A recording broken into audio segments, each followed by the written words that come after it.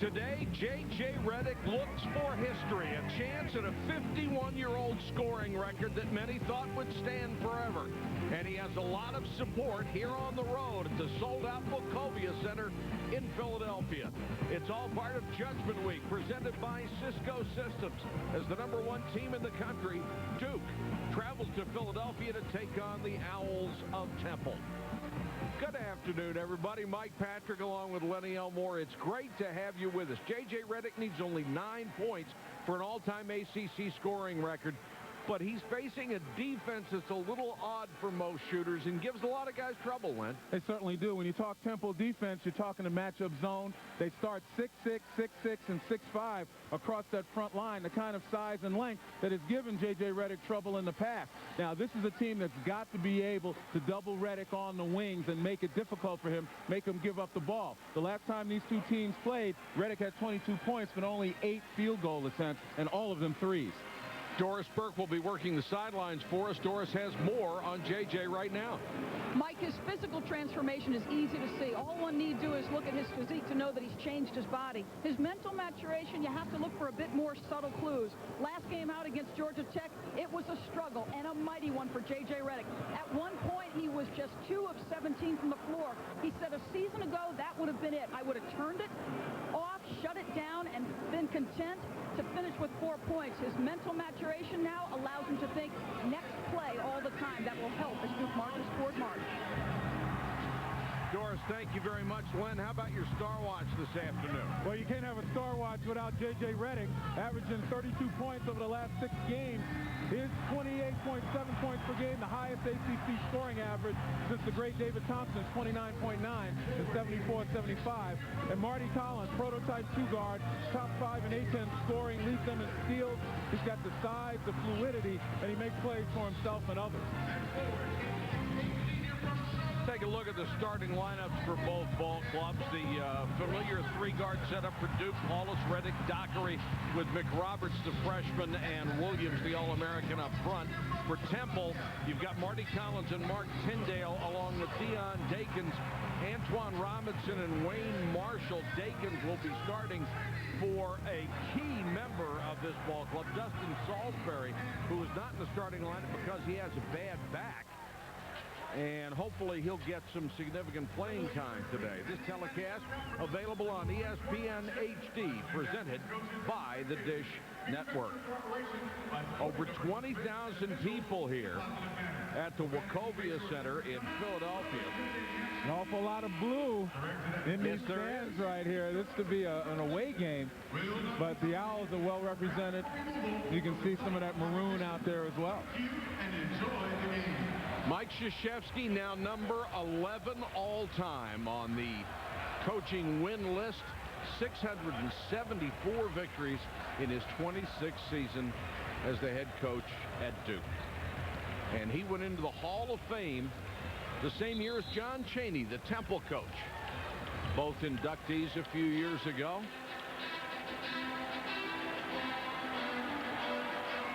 There's an oddity in this ball game because you have a lot of Temple fans and you have a lot of Villanova fans rooting for Temple. That doesn't happen very often, but Villanova plays Connecticut, and they figure if Duke gets knocked off by Temple and they beat UConn, they will be #1 for the first time ever in their gloried basketball history.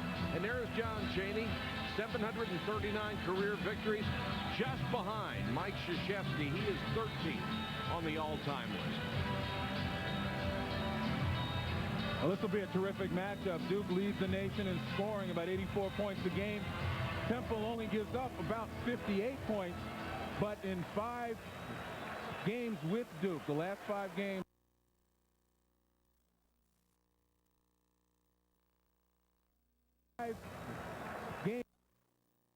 so it seems as though Duke has got a thought. And Temple, as usual, leads the nation in fewest turnovers. They protect the ball beautifully. And that is so key when you're playing against Duke, not giving up those open floor opportunities in transition. Robinson controls the opening tip. Marty Collins, a very smart ball player, rarely turns it over from the point. And you see Collins being played by Sean Dockery. He's got an opportunity to post him and use his significant size advantage. Collins opens with a jump shot. I'll tell you what's at stake for Temple right here. They're struggling to get into the NCAA tournament at 15-10, 8-6 in the Atlantic 10. They beat Duke, and I'm pretty sure that the tournament selection committee is going to etch their name on one of the brackets. Reddick hasn't touched the ball yet, and Dockery falls and lost it. Tyndale, 1-on-2, takes it in and misses, and Sheldon Williams, who averages 10 rebounds a game, clears. Paulus, the freshman point guard, nearly traveled. Now Reddick, guarded by Robinson. Williams, baseline. He's been extending his range all year long. Well, he's going to have to do that against Big Wayne Marshall, who's about 285, and, you know, that's being less than generous. And Sheldon Williams with the ability to step outside, hit some threes, force Marshall to come out and guard him. Paulus, good hustle, knocked it away from Tyndale. Temple will control. You know, if Williams can turn and face, hit that 10-footer, he's also got the ability to put it on the floor. Far more mobile than Marshall. And that's what Duke wants to do against the matchup. They want to start inside out, force the matchup to contract, and then they can kick it to their shooters on the perimeter. Deontay Christmas checks in with less than a minute and a half to go in the game. You might say Christmas comes early. But I thought too late. I sat up all night waiting to do that. Never thought he'd get in the ball game. 4 points for Marty Collins. Well, the last time these two teams met in Cameron last season, Collins had 23 points, 7 rebounds, and 6 assists. And again, it's his size advantage at the 2. Paulus sort of short-armed the pass, picked off by the Owls. Collins back, picked up by Reddick, down into the corner for a 3, short. And McRoberts will come out with it. Antoine Robinson is a pretty good three-point shooter. Here's a double team down low. Williams will draw the foul. You know, we talk about Marty Collins, the prototype, too, at 6'6". Got away with a little bit of a palm there, but with his size, he's going to back men down. Sean Dockery, only about 6'2". Can't really handle Collins when he's backing down, and that's going to force Duke to help out. Williams is going to win the ACC rebounding title for the second year in a row. He would only be the 11th player in ACC history to do that. And you talk about Williams, you talk about Reddick, all they do each game out, it seems, is break some other record. Well, you look at those guys, you know, either Reddick or Williams has led this team in scoring. And Williams really is, from a rebound standpoint, very few other guys on that team has led this team in rebounding throughout the season. No, he's virtually had it every single time out. Here's the big man, back it in against Williams, and a nice step through it, and he blew the layup. But Wayne Marshall not really accustomed to getting the ball that much down there and make his own move, but he's going to have to be effective. Collins, the shot, he got it and draws the foul. Marty Collins already with 6 points. Well, Marty Collins has a way of rising to the occasion. And again, we talked about the importance of this game, even though it's a non-conference game for Temple. And there he uses his size and his agility. Let's check in with Doris. Guys, Marty Collins, his senior year at Simon Gratz, the only year of organized basketball, grew up on the playgrounds of Philadelphia, was a senior starter, the only year in high school that he played a chance meeting. John Chaney steps off a plane after an NC State game, sees him in the gym, and the rest is history. His only other scholarship offer, guys, Coppin State. Coaches love to stumble into that kind of stuff, Doris. And then you saw the only chink in Collins' armor, only 60% from the line. And he has scored all 6. Temple points were tied at 6. JJ hasn't touched it yet, if I'm correct. And you see Duke has switched Dockery off of Collins and put DeMarcus Nelson on him. Nelson a little bit taller, a little bit more athletic, a little longer to try to bother Collins. Nelson still trying to get over that bad ankle. Collins still has all the points as Robinson misfires. And a poor pass ahead, almost picked off. And Duke not protecting the ball very well. Well, they're taking some risks, and the reason is, we talked about Sheldon Williams' mobility. He's running the floor, looking to beat the big man of Temple down the floor. The all-time scoring leader, Dickie Hemrick, who set it at Wake Forest. Quite honestly, I thought there was never a chance it would be broken. Paulus for three. Short. And McRoberts tied up. Nehemiah Ingram is in there, and Nehemiah Ingram is a football player, and he is tough and strong. And you notice how the officials got there very quickly in the tussle for the ball. Ingram Is listed at 250, but you don't play offensive tackle at 250. That's a basketball weight. Yes, it is. There's a hole by Paulus because he reached out and grabbed a hold of the jersey. That'll be one on the freshman. And again, it's interesting. Duke continually switches guys off on the Collins. There's the grab of the jersey right there. Just trying to keep Collins close. It's Collins 6, Duke 6 with 16:27 to go. First half. See, Collins is going to need a couple of reliable scorers right there to take the pressure off of him. Robinson with a miss. Loose ball. Reddick comes out with it. And J.J. ahead to Sheldon Williams. Nobody runs the court as well as Sheldon Williams for a big guy. And Sheldon Williams recognizing he got Nehemiah Ingram out there. You mentioned Ingram's size and weight. Not capable of running the floor with Sheldon Williams. Now Williams has all the points for Duke. Marty Collins all the points for Temple. And that foul was on DeMarcus Nelson. That's his first.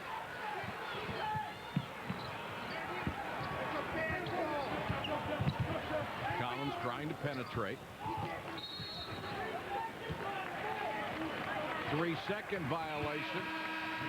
Coming up, the ACC's all-time leading scorer, Dickie Hemrick, talks about J.J.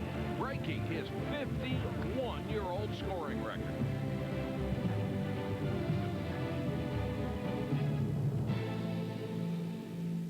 NCAA Women's Basketball Championship coming in March. Onions, mushrooms, pepperoni. Pepperoni, mushrooms, mushrooms. Pineapple sausage ham.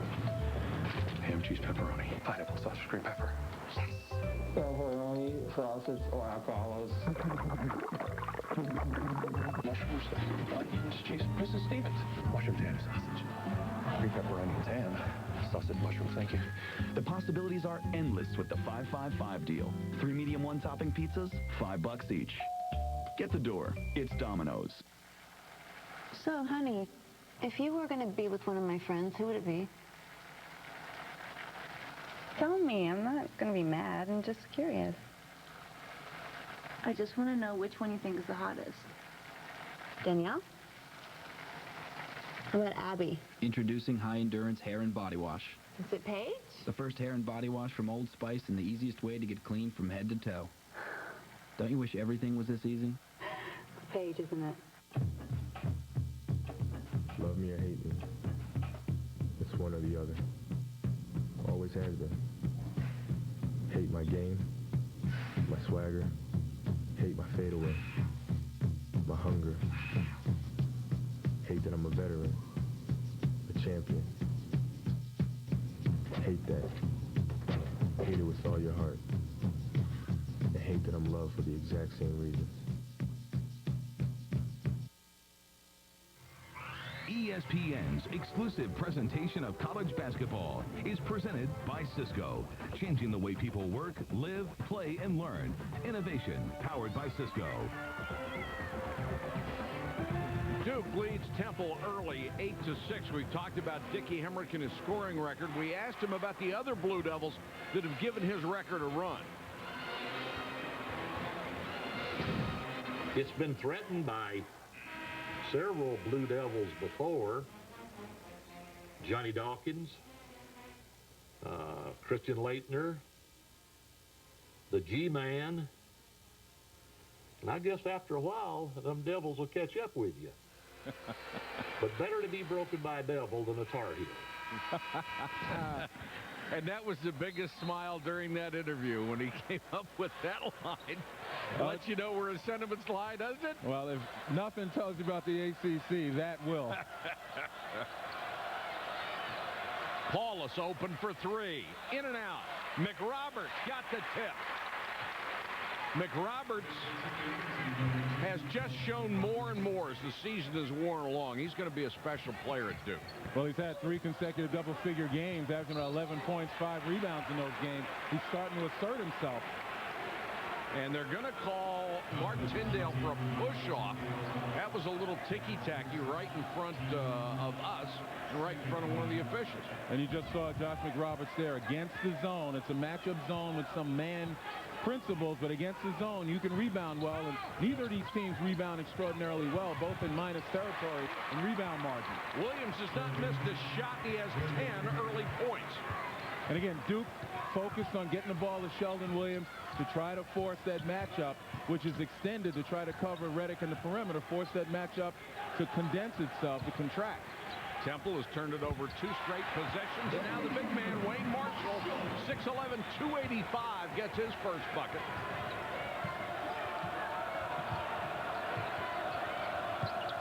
Nelson trying to penetrate against that zone and turns it over.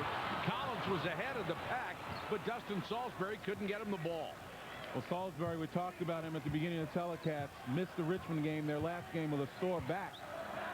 Probably just a little rusty right now, not having played and not having practiced much, but he is so important.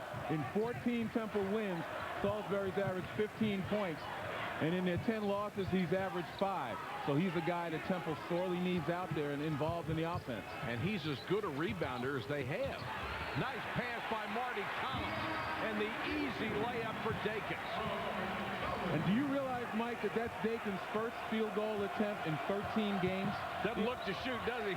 Averaged 16 minutes a game and hasn't been able to really put up a shot till now. J.J. Redick got his first shot, couldn't hit it out of the corner, and that's where this defense is vulnerable. Well, Dakins, a consummate role player, out there to play defense and rebound. This is an added bonus right here. Hang around the basket a little bit, good things will happen as Marty Collins is double teamed and makes a play for somebody else. I mean, if he's not point blank, he's not shooting it. Kind of don't blame him these days. Tipped away, Williams retrieves in the corner, triple team. Good pass to McRoberts, and McRoberts fouled by Marshall. Well, that's good ball movement by Duke. College basketball on Judgment Week presented by Cisco Systems. Saturday evening, 2 more games. First at 6, the Iowa Hawkeyes against the Fighting Illini for first in the Big Ten. Then at 9 Eastern, the Jayhawks against Texas. And the Big 12 championship is on the line. They're going to give Dakins that last foul, his first, and not the second on Marshall. Marshall actually got it, but after the whistle. And actually early, a pretty good foul. Not to give McRoberts an easy one, force him to make it from the line, and he misses the first one. 6'10" freshman out of Carmel, Indiana, McDonald's All-American. Really a pivot player and playing facing the basket for the first time in his career, and he has adjusted very, very well.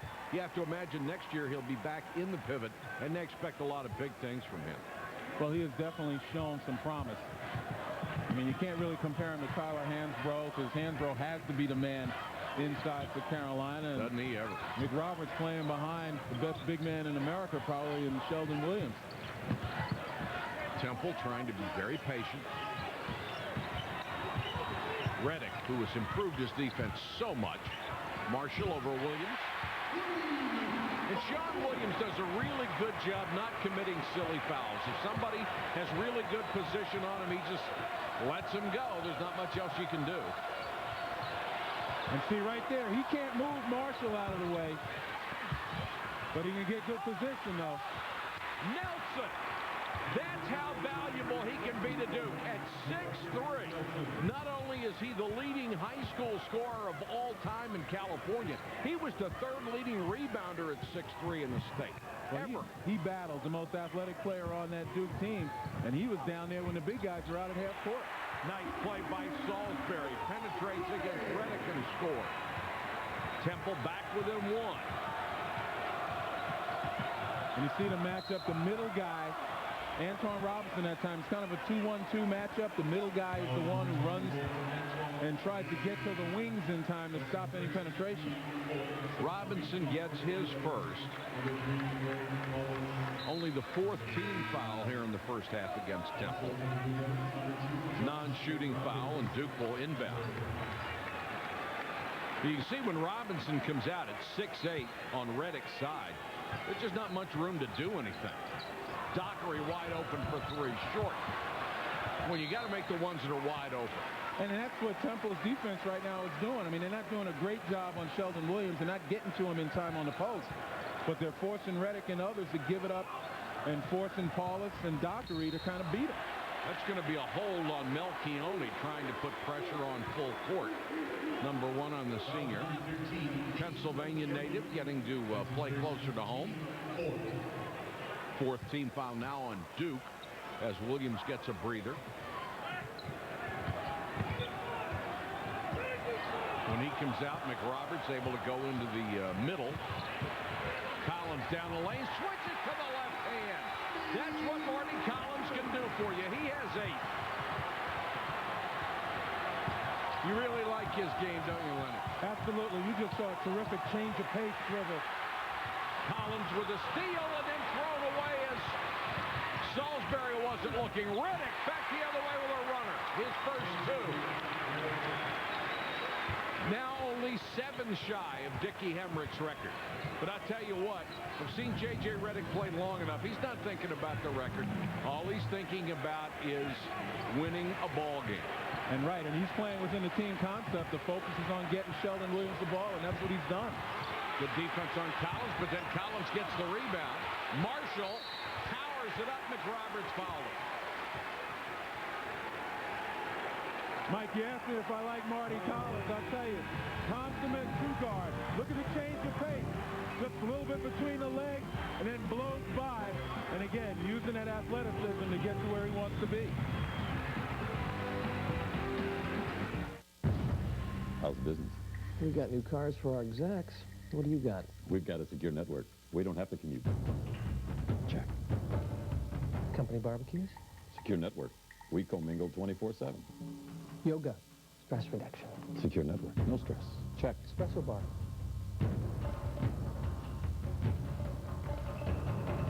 Checkmate. Check. Confidence. Powered by Cisco. Ted Ferguson, Bud Light Daredevil. Today for Bud Light, I'll attempt my most difficult stunt so far. I will stay 2 full minutes past 5 on a Friday.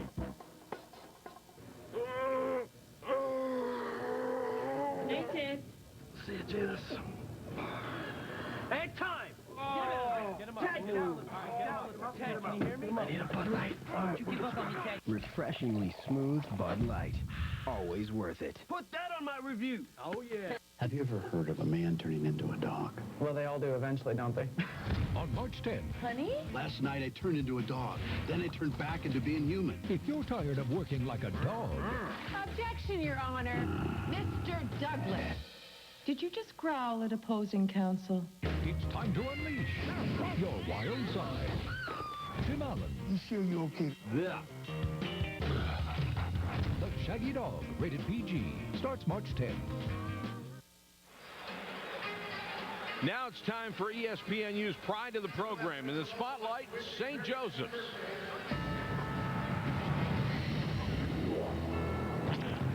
It was a night to remember on Hawk Hill. St. Joe's quest for perfection and a senior send-off for Jameer Nelson as he played his final home game. St. Joseph's will make history, becoming the first team to go undefeated in the regular season since 1991. More pride of the program features available on mobile ESPN. And in the A10 GW, how will they do with the injury to Pops Mensah-Bonsu? Charlotte is in second, and Temple at 8 and 6, really battling for a spot in the NCAA. They have not been to the dance since 2001. And this day and age, with all those teams getting in, that's a long drought. Well, it certainly is, but their destiny's in their own hands right now. Again, a win here would pretty much, unless they fell on their face going into the A10 tournament, a win here would pretty much, I think, lock it up, having a win over Maryland.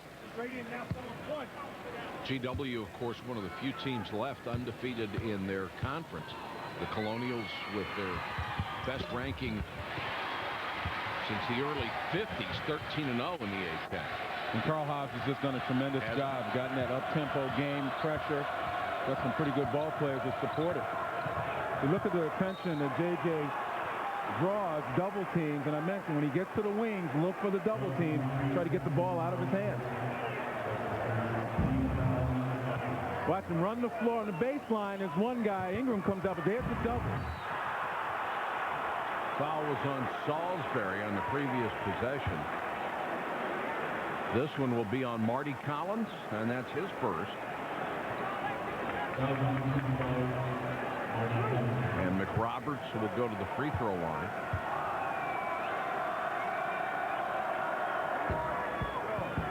Got the roll. As we mentioned, Duke very focused on getting the ball inside. Sheldon Williams, Josh McRoberts to a certain extent going to get an awful lot of touches, forcing that zone to back down off the perimeter. Williams with an offensive rebound. Great pass to McRoberts. What a play by Sheldon Williams. First the offensive rebound off the miss, and then the great vision, and McRoberts raced right down the lane to get the pass. Duke 20, Temple 17. I was helping a truck driver do his taxes, and he said, "Don't forget, I can deduct my union dues." And I said, "Not only your dues, you can deduct your logbooks, your seat cushions, motel bills, truck washing costs, truck loading and unloading fees, and possibly your cell phone." And he looked at me and he said, "You do this for all your clients?" And I said, "No, just for anyone who works for a living." The maximum refund guaranteed, or your return is free. H&R Block, in your corner.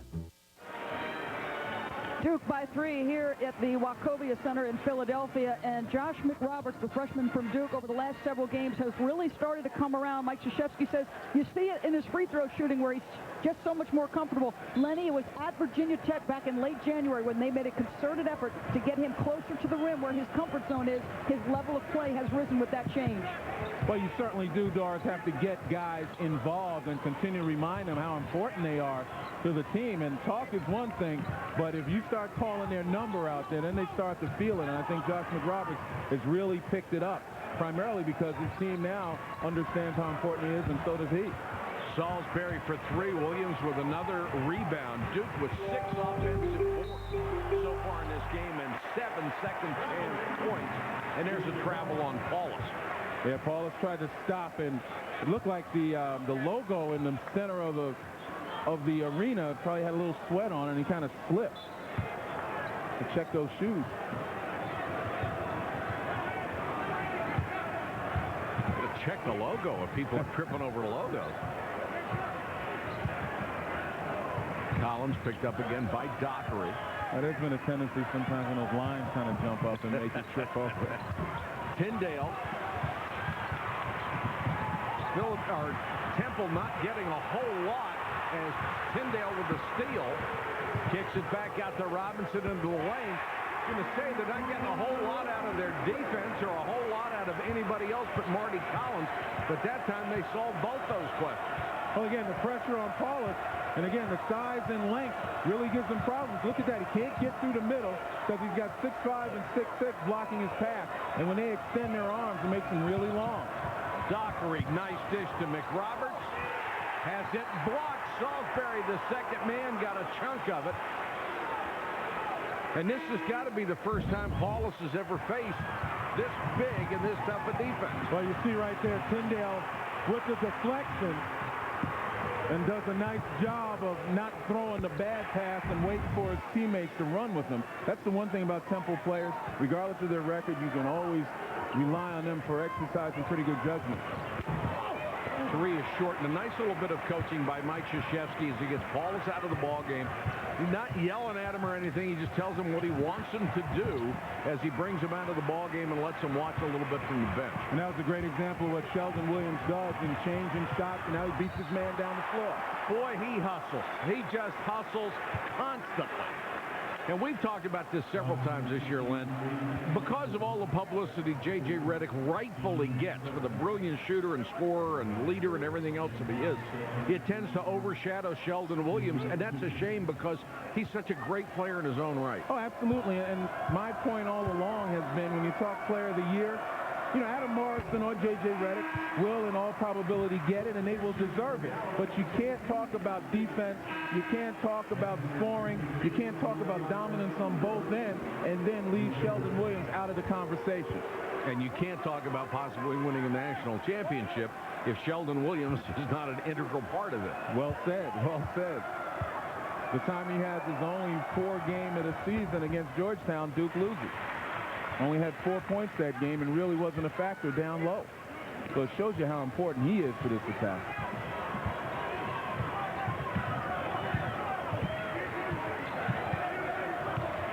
Collins. DeMarcus Nelson back in on him. Basically a 1-4 setup, and then they spread out. Collins. Good defense by Nelson. Robinson. Got inside the three-point line and hit the jumper. Robinson has 4. Temple very controlled offensively. Want to put it in Collins' hands and let him make the plays. The defense is going to focus on him. He'll find people. Tied at 21, and Sheldon Williams is just on fire. Nehemiah Ingram is in there to guard him now, and you just can't stop him. 13 points in the first half for the All-American. And you saw the bump there by Ingram with Williams, and Williams kind of looked at him and thought a second. But that's an offensive tackle I might have to face up. Robinson picks up his dribble now to Collins. Got inside. That mid-range. His defender, and Williams is there, and he beat him on the jumper anyway. And that mid-range is unbelievable. And again, Sheldon Williams beats his man down the floor.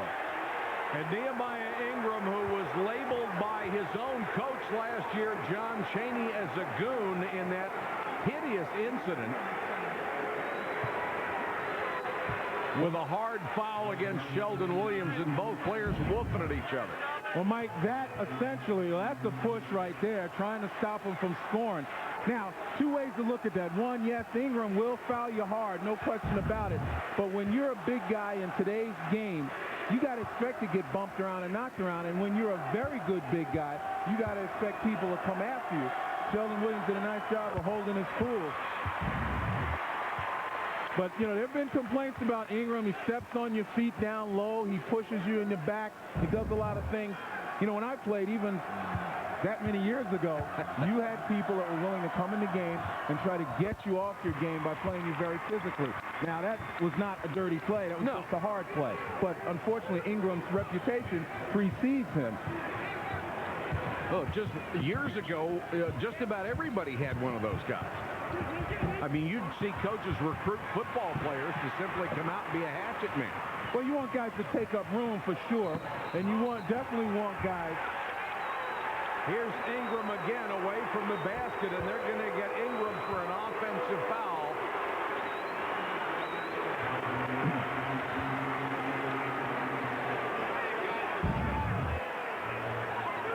We take a look right there at the mix-up. Ingram's got both hands up in the air. He didn't do anything. And that's what I mean by reputation preceding him. Both of his hands are in the air. That's 2 on Ingram. Williams' offensive rebound had it blocked by Robinson. And John Chaney making his case to the officials at the timeout. 25-23. Duke by a bucket.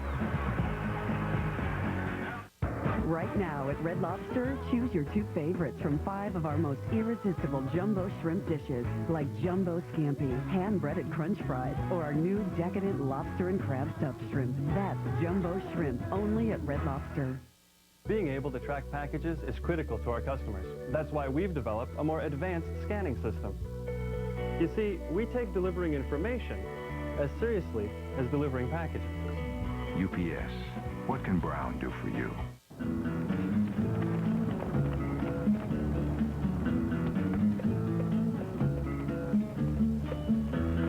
Sweet,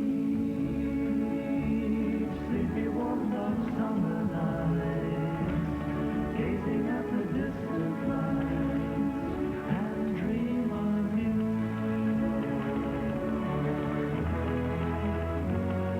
introducing mobile ESPN. Sports fans, your phone has arrived.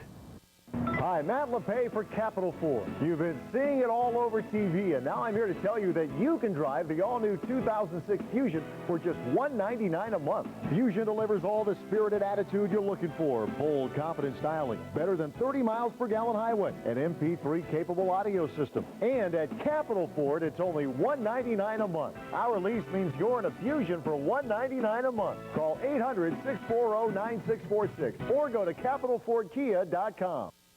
The trends in casual furniture are changing. Come see what's new at Benson's during our pre-season patio and casual furniture sales now. Wicker and rattan. Versatile cast aluminum in a whole range of colors. Straps and slings. Teak to tumble tile. Benson's. We make it fun all year round. Just west of Madison on Old Highway 12. Now Parmenter Street.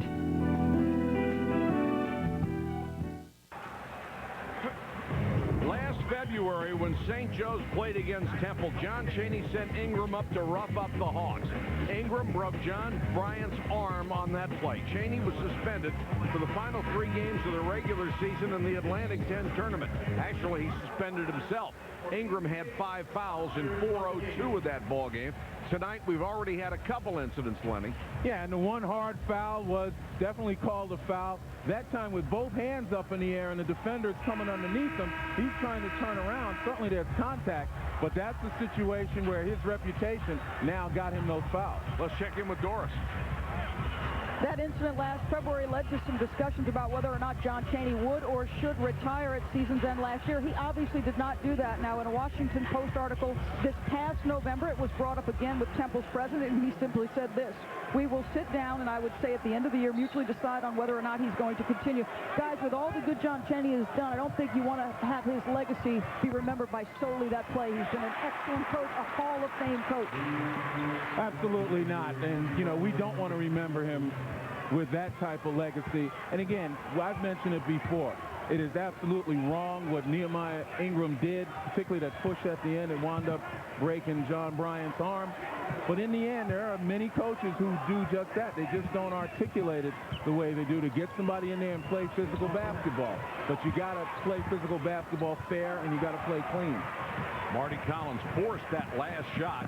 Duke with the numbers. Nelson with a runner, and he's fouled by Ingram. That'll be 3 on Nehemiah Ingram in a hurry.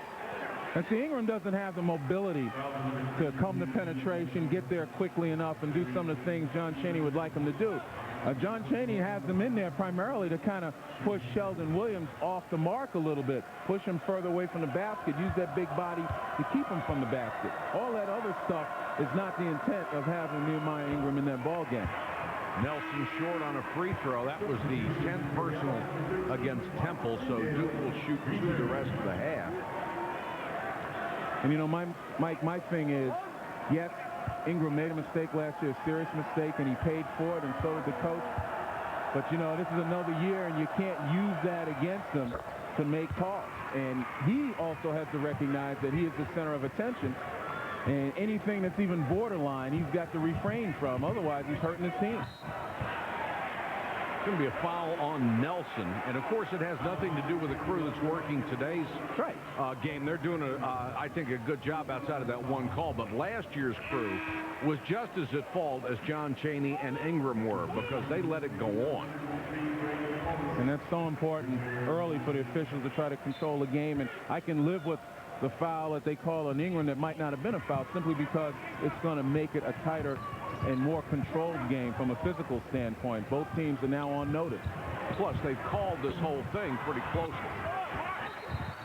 And this will be a jump ball situation, and the ball will go back to Temple on the alternate possession clock.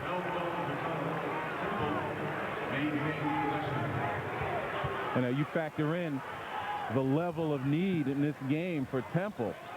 And you can obviously expect them to come out scratching and clawing. Well, they have to. This is their shot. And Mark Tyndale, the sophomore, who was the best player in Philadelphia 2 years ago as a high schooler, gets his first bucket. He averages 10.5 points a game. The Owls back within 4. Paulus back in against this tough defense to adjust to. Reddick has only had... And see, that's the length. Reddick usually gets guys off the mark, but Collins stayed down and extended. Paulus wide open and knocks it down. Greg Paulus in a little bit of a freshman slump late in the year, shooting and ball handling, and they'd love to see him snap out of that. Absolutely. Leads the ACC in assists, and he's pretty much played his role, but yes, he has to be a threat out there on the offensive end so that defenses can't play 5-on-4. It's Duke's biggest lead as we approach the 6-minute mark. The follow by Marty Collins. He has a dozen. Great first half for the All-American candidate. And here's a foul on Collins. That'll be his second.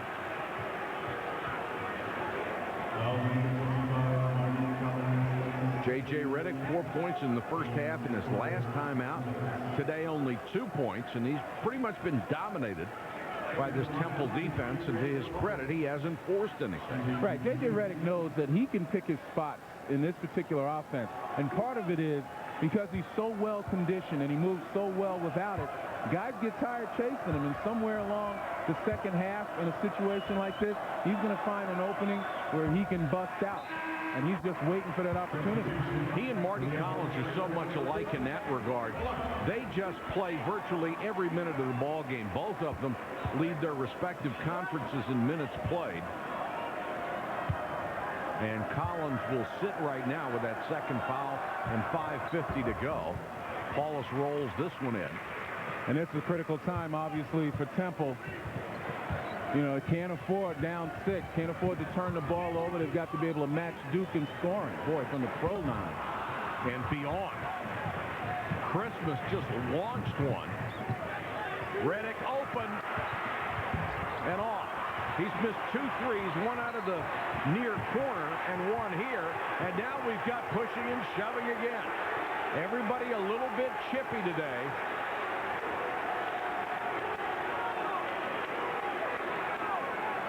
That was a good rebound by Deontay Christmas as he elevated over everybody. Get one of those range rebounds, and there's the reach by McRoberts, another reach. Oh, and then Christmas. And some words. Yeah. Well, Christmas kind of threw an elbow. Nobody in the general vicinity right there. And then Christmas initiates. Yeah, and Dockery got the foul. And again, you can't discount the emotion, particularly on the Temple side, because of what this game means for them. But you got to hold and rein in your emotions. Channel it towards your play. Christmas misses the free throw. That was the 17th foul, so it was a 1-and-1. And the freshman from Philadelphia couldn't hit it. Temple so Duke with a chance to extend the lead. Temple only 60% from the line, so. Reddick, bad pass, couldn't hit McRoberts. 8 turnovers for the Blue Devils in the first half. Williams got a piece of it, and Ingram able to pull his hand back, and he didn't touch it. Christmas will come out, and Dakins will come back in, along with Salisbury for Temple, as Ingram will sit as well. 3 off the inbounds play, and a beautiful shot by Robinson. He has 7. Cuts the lead in half.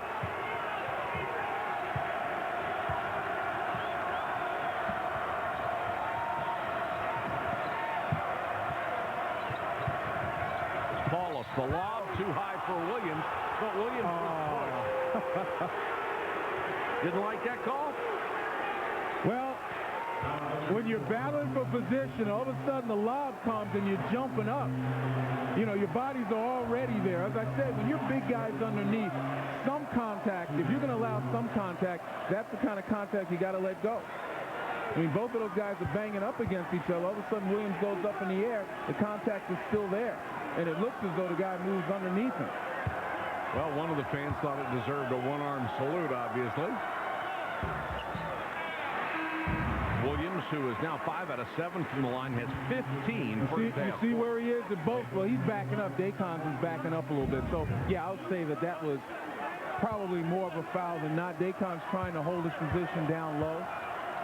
But in the end, again, that pass came out of nowhere, and it's fortuitous that Sheldon Williams even saw it to get up in the air.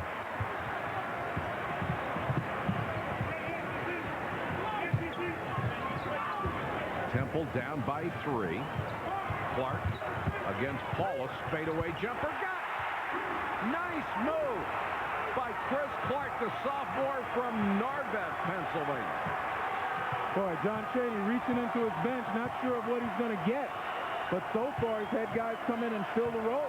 And Clark only averages 1.2 points a game. DeMarcus Nelson, short on the jump shot, hustles, got his own rebound. Tries to get through the double team. Off who? Off of Temple. Well, Chris Clark averaging about 1 point a game.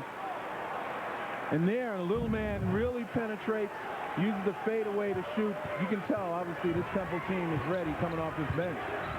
Paulus, nice pass to Melchione. Look to his left toward Reddick, and then a bullet pass down the middle. And when Greg Paulus is under control, he's got such an uncanny knack for finding guys, being able to thread the needle with passes. Great vision. Robinson penetrating a runner way off balance on that shot. Really drifted to the right and missed it badly. Just too fast. You got to be quick, but that time Robinson in a hurry. Reddick was wide open on the wing, and Paulus missed him. Went to Williams instead, and a nice defensive play inside for the Temple Owls. Tyndale, long way out.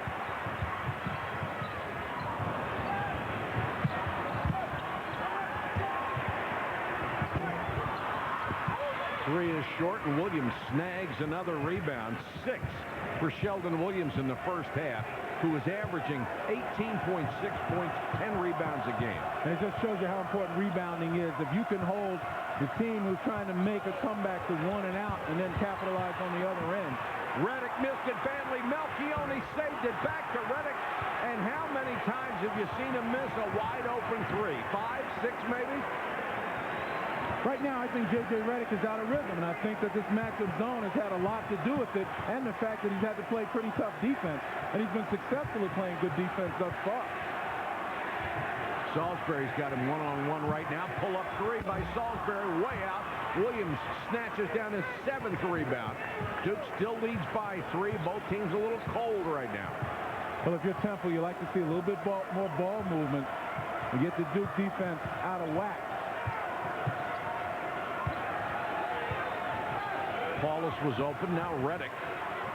Paulus wide open. Oh, what a pass to Sheldon Williams. Kid has such great vision. He was an All-American high school quarterback, and you've got to have vision to do that. 17 points for Williams. Not only do you have to have vision, you have to have foresight, and I think Paulus saw that lined up before he even received it. Kicked out of bounds by Mark Tyndale, an unforced error, and it's 37-32. Duke by 5. They'll have the ball when we come back. Right here, this is MSG. We call it the Garden. Just tragedy everywhere. It's something that you want to get your family away from, and that's what I'm trying to do. My brother's about to do something that a lot of people don't get a chance to do. The Pro Scouts made me a little uneasy. The word is that you're going to the NBA. You don't listen to that. ESPN Original Entertainment presents the defining year of Sebastian Telfair. Through the Fire. Premieres Sunday, March 12th at 8 p.m. Eastern on ESPN. I thought we were here for a meeting. We are. So why are you on your laptop? I'm emailing you. Check your inbox. Now? Now. We can talk. It's a private club. As private as our network. I'll check my inbox.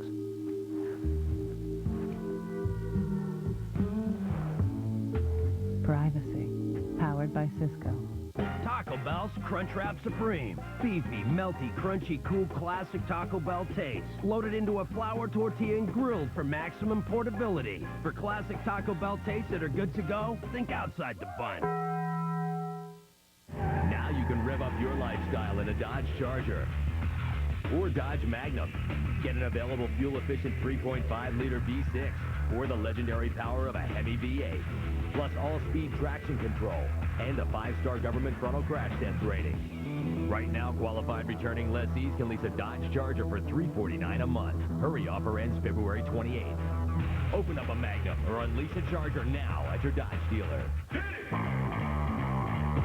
Coming to DVD, The Money's Hot. $2 million. The girl's hotter. You look like the cat that swallowed the canary. And the bodies are piling up. When I get out of here, I'm gonna kill you. John Cusack, Billy Bob Thornton, The Ice Harvest on DVD Tuesday. Dave Rebs and Doug Gottlieb with you. Coming up on the UPS halftime report, a huge win for an SEC bubble team. We'll tell you about that, plus some interesting perspective on J.J. Redick. Yeah, Dave and I got a chance to talk to one of the best defenders in college basketball. He's guarded both Adam Morrison and J.J. Redick. We'll share his thoughts at the half. We'll have that coming up. Also tell you about Duke Carolina women. That's just ahead, guys. Dave, Doug, thank you very much. Appreciate that. Look forward to your halftime report. Lenny, on that last play, the pass. Well, we talk about inside out, but here's the question of outside in for Duke. Focus on getting the ball to Sheldon Williams. Now watch Greg Paulus. He sees the defender coming out to him, and here's Sheldon Williams right here going to the basket. Paulus draws the defender, and again, court vision, knowing that that's the way that zone works. Paulus draws the defender and finds the open man. Paulus with 3 assists in the first half. Redick off the dribble. Great pass to Williams, and he's fouled. Redick so unselfish, could have easily taken the shot, but Williams was wide open. Let's go to Doris. Well, could have easily taken the shot, Mike, but there was a reason why not. This morning, Mike Krzyzewski, when he talked to his team, talked specifically about the fact that Temple Zone wants you to shoot jump shots. They'll concede that at times, guys, but what Duke wanted to do was let's establish and go inside, Lenny, and get Sheldon some touches. It's been an effective strategy through the first 20 minutes. Well, it certainly has, and Sheldon Williams has helped his cause by running the floor, getting easy baskets. And again, the last 2 plays, we talk always about inside out with guys shooting a 3, and we've seen Duke more than once tonight demonstrate outside in, around the perimeter, force the defense to honor the outside shot, and then find guys inside. Sheldon Williams had missed 3 straight until that free throw. Normally a very good free throw shooter, over 75%. He has 18 first half points. Duke's lead is up to 6, and Clark, who has done very, very well coming off the bench for John Chaney, is now running the ball club, guarded by Paulus. Salisbury against McRoberts, and McRoberts forces him to take a really off-balance shot. Salisbury really forced that. Well, McRoberts also did a nice job of not allowing Salisbury to turn the corner. Now, let's face it, Salisbury with that sore back, his lateral movement is compromised. Normally, he'd be a lot quicker. Speaking of quick, Clark just picked Paulus's pocket. Clark's got a lot of quicks. With his size, he would have to, of course. Tyndale gets Williams really extended. Nice crossover move. Then missed the shot, and Redick gets a long rebound. Well, the great moves don't count if you don't make the bucket. Coming up on Big Monday, presented by Bud Light, it's number 10 Pitt against number 15 West Virginia. Then we've got Oklahoma State against number 20 Oklahoma. Boise State against Fresno State. And in that first game, the Mountaineers really trying to stop the bleeding against their arch rival.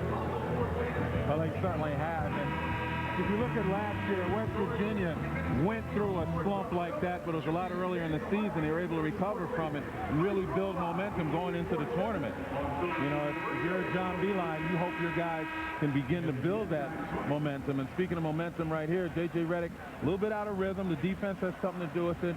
Focused on playing defense on the other end. And as you mentioned, and we've all mentioned, not really forcing it. You know, the focus is going inside to Sheldon Williams, and he's playing within that team concept. Ken and Jeannie, who have seen their son develop from a standstill jump shooter to one of the great all-around players in college basketball. Duke taking time off the clock. There's only a 2 seconds difference between the game clock and the shot clock, so they can hold virtually down to the end. Well, this would be a huge lift for Temple if they can make a stop here and go into the locker room just down 6, particularly with Marty Collins on the bench for the last almost 5 minutes. Wallace, McRoberts. Nice kick out past Melchione. can't hit it, and Temple holds Duke off on the last shot. Sheldon Williams, a huge first half. 18 points and 8 rebounds in the first half. J.J. with only 2. Now let's send it to the studio. Dave Remsen and Doug Gottlieb for the UPS halftime report. All right, guys, so it is a 6-point lead for Duke at the break. J.J. Redick, as you saw, and as you heard Mike talking about, did not have a great first half, to say the least. Just 2 points, needed 9 to pass Dickie Hamrick, move into first on the ACC all-time scoring list. 1 of 5 in the first half. There's the hoop. 0 of 4 behind the arc, so we'll have to wait until the second half to see whether or not J.J. Redick can break that record. Dave Remsen alongside Doug Gottlieb. Welcome in. It is the UPS halftime report. And Doug, you and I had an interesting opportunity. We did the Memphis-UTEP game earlier this week, talked to Rodney Carney, who has guarded both J.J. Redick and Adam Morrison, and some interesting perspective on this ongoing debate about the player of the year. Yeah, I mean, we can break it down as well as we try watching tape and watching these games, but from Rodney Carney, his perspective is these are two very, very different animals as far as how you approach defending them. Remember, J.J. Redick had 15 points at the half, did not score against Memphis in the second half. And what Carney relayed to us is he is the prototypical two-guard. Never stops moving. If you have your hands down, he jumps up and raises up and shoots over you. He has range to about 35 feet. He goes right well, goes left well. Everything you want from a fundamentally sound two-guard, he has in the package. The big difference, he said, with Redick and Morrison is Morrison about 6 inches taller. He is much, much stronger. And to quote Rodney Carney, he just couldn't handle him in the post. He just couldn't handle him. But yes, Morrison hit 4 threes on Memphis, but the difference was the 34 points. They came because of his ability to score in the low post. He's so much bigger than you can actually fathom when you see him on TV. You don't think he's that strong, but he is. They're two very, very different players, two very different approaches in how you guard these players. And that's why when you make the argument of player of the year, I think you have to give them both respect because they approach their games in such different fashions because their skill set is so very, very different. And, of course, Carney, also a lot of people felt like maybe should be in that discussion, has not been. He doesn't need to carry his team in that way. And it was interesting how uninterested he is personally in being in that discussion. Yeah, really no desire. Didn't faze him at all. Well, coming up on the UPS halftime report, we'll get you up to date on life on the bubble. Few teams with very tenuous tourney hopes in action. Tell you how they are faring. Plus, Arkansas trying to play its way in. Could the Hogs do something no one has done all year? We'll let you know. ESPN's exclusive presentation of college basketball is brought to you by Degree for Men. Protects men who take risks.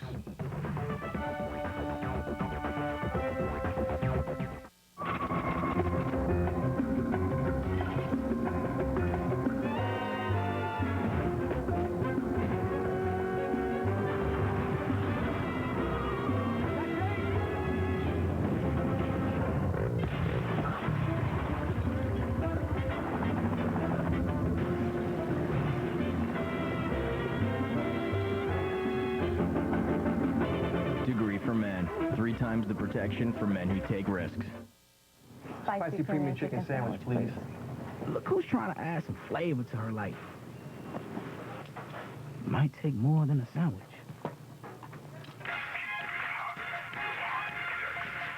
Hello? Find spice where you least expect it. McDonald's new spicy premium chicken sandwich. Tender real chicken breast with a bold blend of chipotle spices and fresh toppings on a honey wheat roll. The hot new flavor in the premium chicken line.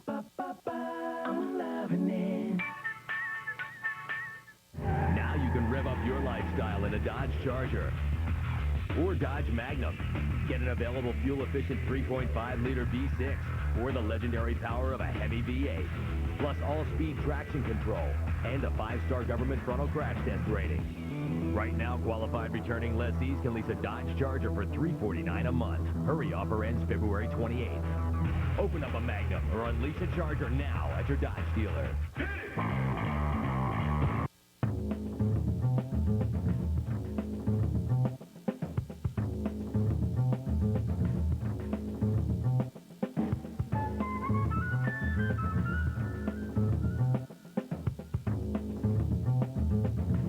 The 2006 Passat with 120 not-so-standard features. You have to see it to believe it. Test drive one today at Zimbrick Volkswagen in Middleton. Change is good, and change just got better with Charter telephone service.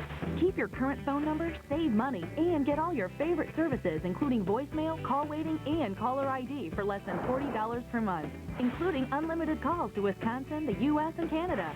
Call 1-800-718-0767 today, and you'll receive free installation. Call today and save more with bundled packages, including Charter high-speed and digital cable, all on one convenient bill.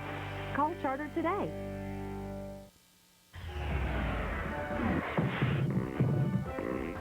This halftime report is delivered by UPS. What can Brown do for you?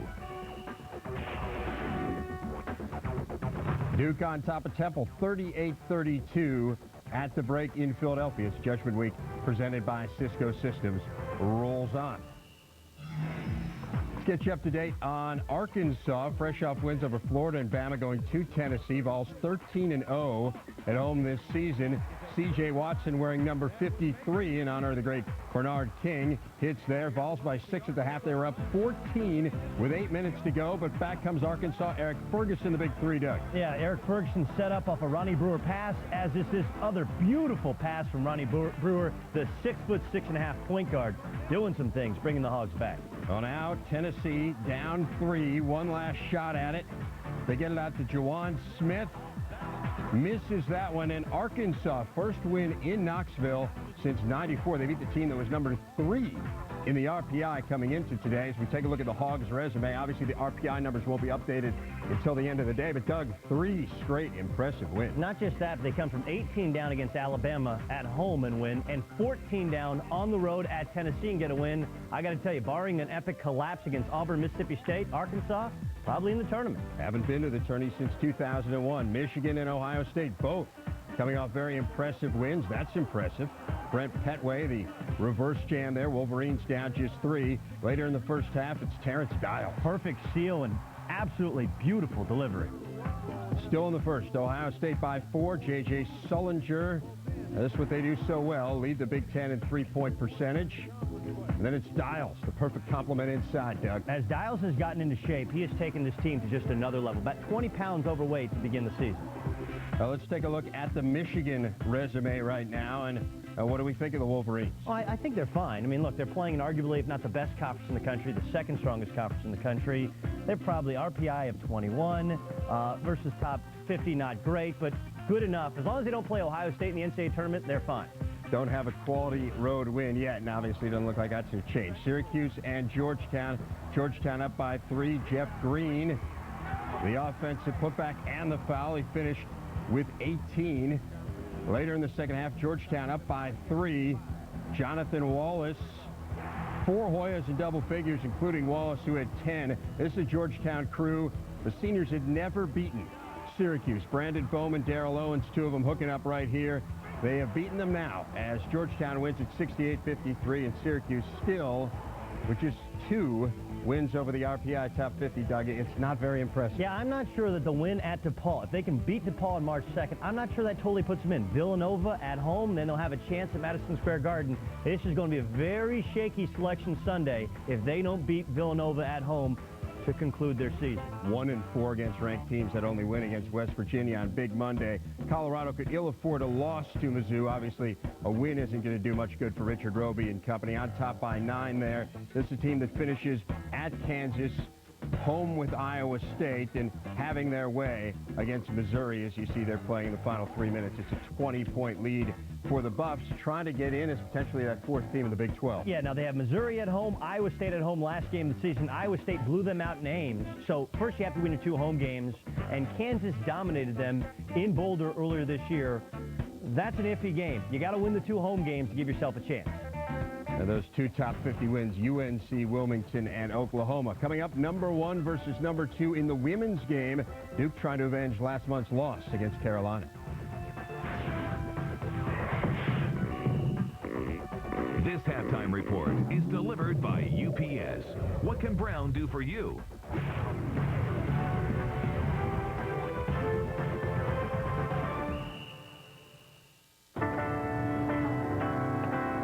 What's the difference between 10:30 a.m. and 10:31 a.m.? 365,000 very obsessive people. UPS delivers more packages on time than anyone. Right now at Red Lobster, choose your two favorites from 5 of our most irresistible jumbo shrimp dishes, like jumbo scampi, hand-breaded crunch fries, or our new decadent lobster and crab stuffed shrimp. That's jumbo shrimp, only at Red Lobster.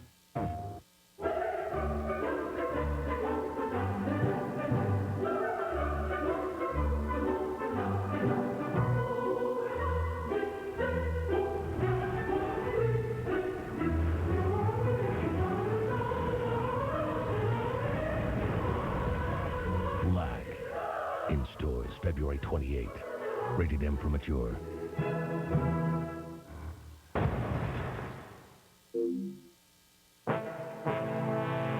They are the kings and queens, the potentates of the road. We recognize them by their restless wing-tipped feet. We support them with new, thicker mattresses and lay the freshest fine white linens at their feet, an offering of respect.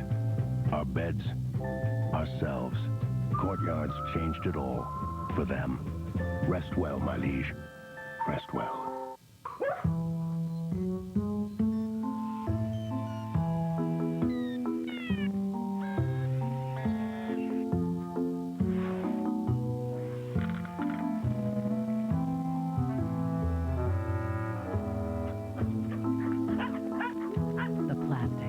The materials, the medicines, things that make modern life modern come from one place, chemistry. Learn more at AmericanChemistry.com. If our own government was responsible for the deaths of 100,000 people, would you really want to know? In a future ruled by fear. I want this country to understand what terror really means. Not tonight. How far will he go? People should not be afraid of their government. Government should be afraid of their people. To take back your freedom. I'm ready. From the creators of the Matrix trilogy, V for Vendetta. Rated R. In theaters and IMAX March 17th. Welcome back to the UPS Halftime Report. Women's game, 1 versus 2. Duke and Carolina, both 25-1 overall, 12-1 in the conference. Ivory, she has some serious range. She compares herself to Allen Iverson. That was Iverson range. Now, this is a bad moment, though, for Lada. Check her out there. She lands awkwardly on her ankle. Take a look at it again. Lada would leave the game temporarily, limped off to the bench, would be carried to the locker room, but she did return for the second half. And that good news for Carolina. This even better, up 13. That's Duke's largest deficit of the season. Still 13 minutes to go. Duke on top in the first half. The men against Temple. Sheldon Williams, 18 at the break. It's a 6-point lead. Second half coming up from Philly. ESPN's exclusive presentation of college basketball is brought to you by Jordan. Let your game speak.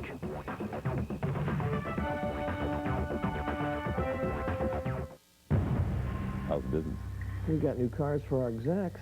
What do you got? We've got a secure network. We don't have to commute. Check. Company barbecues? Secure network. We commingle 24/7. Yoga. Stress reduction. Secure network. No stress. Check. Espresso bar.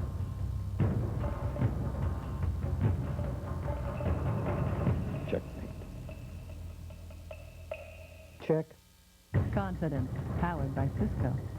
This wireless bill's outrageous. Look at all these text messages. The kids are awfully quiet. Texting. Oh, sorry, Jimmy. I'll get you a magazine. You better not be doing what I think you're doing. Is text messaging costing your family a fortune? They're texting. Come to T-Mobile, where families always get more. Now families get unlimited messaging to anyone, just $9.99, and the most whenever minutes to share. T-Mobile, get more. Spicy premium chicken sandwich, please. Look who's trying to add some flavor to her life. Might take more than a sandwich.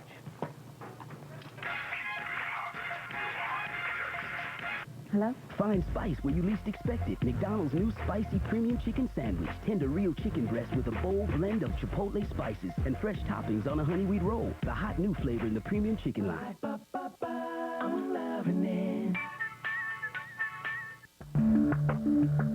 I promise. I promise. promise. I promise to greet you promptly. I promise. I promise to listen, then provide you with all the information you need. I promise to fix it right the first time. I promise to treat you with respect and provide you with a hassle-free environment.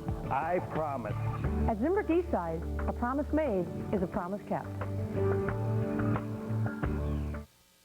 Matt LePay for Capital Ford, where you can buy certified pre-owned vehicles with 4.9 financing. We have dozens of Escapes and Explorers in stock. See them all at capfordused.com. Capital's certified vehicles feature a 6-year, 75,000-mile limited warranty and 4.9 Ford factory financing. We have certified Tauruses with financing at 4.9%. All used vehicles come with Capital's exclusive Tires for Life.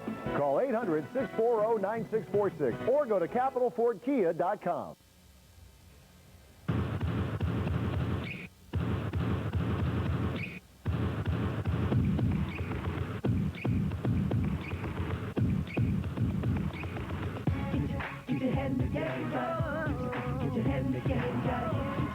A lot of emotion brewing for the Temple Owls, who desperately need a win, especially over a team like #1 Duke. Right now, they're down 38-32 at the half to the top-ranked Blue Devils. Welcome back to Philadelphia, everybody. It has not been vintage JJ, but we pointed out at the top of the show, this defense is not designed to let shooters get a lot of good looks. Absolutely, and JJ really has only had a couple of them. He's been pretty much hounded all afternoon by this matchup zone. There he's double-teamed. Got to give up the ball, and then when he finally gets a good look, the guy's in his face, kind of out of rhythm. But it's been Sheldon Williams to the rescue. He's been able to play terrifically. 18 points in the first half in the paint, and then beating his man down the floor. And the focus for Duke has been getting the ball inside. And so you got to appreciate J.J. Redick for the fact that he's not forcing anything. Virginia Tech, he had the same difficulty, long, lean defenders in his face constantly. But Redick also today, you look at his line, he's got 4 assists. So he's not just standing out there upset about the fact that he's not getting the shots he wants. And because he is a complete player, he has helped Duke to a 6-point first-half advantage. Good ball movement by Paulus. Dockery gives it back to the freshman. He tried to dump it off to Williams. Temple got a hand on it. Shot clock continues to run the lob to McRoberts. Oh, was that pretty? What a little athleticism will do for you. And we talked about Josh McRoberts coming into his own right there. He was ready. A little good eye contact with his fellow freshman, Greg Paulus. McRoberts has 8, and Duke, with an 8-point lead, it's biggest of the ball game.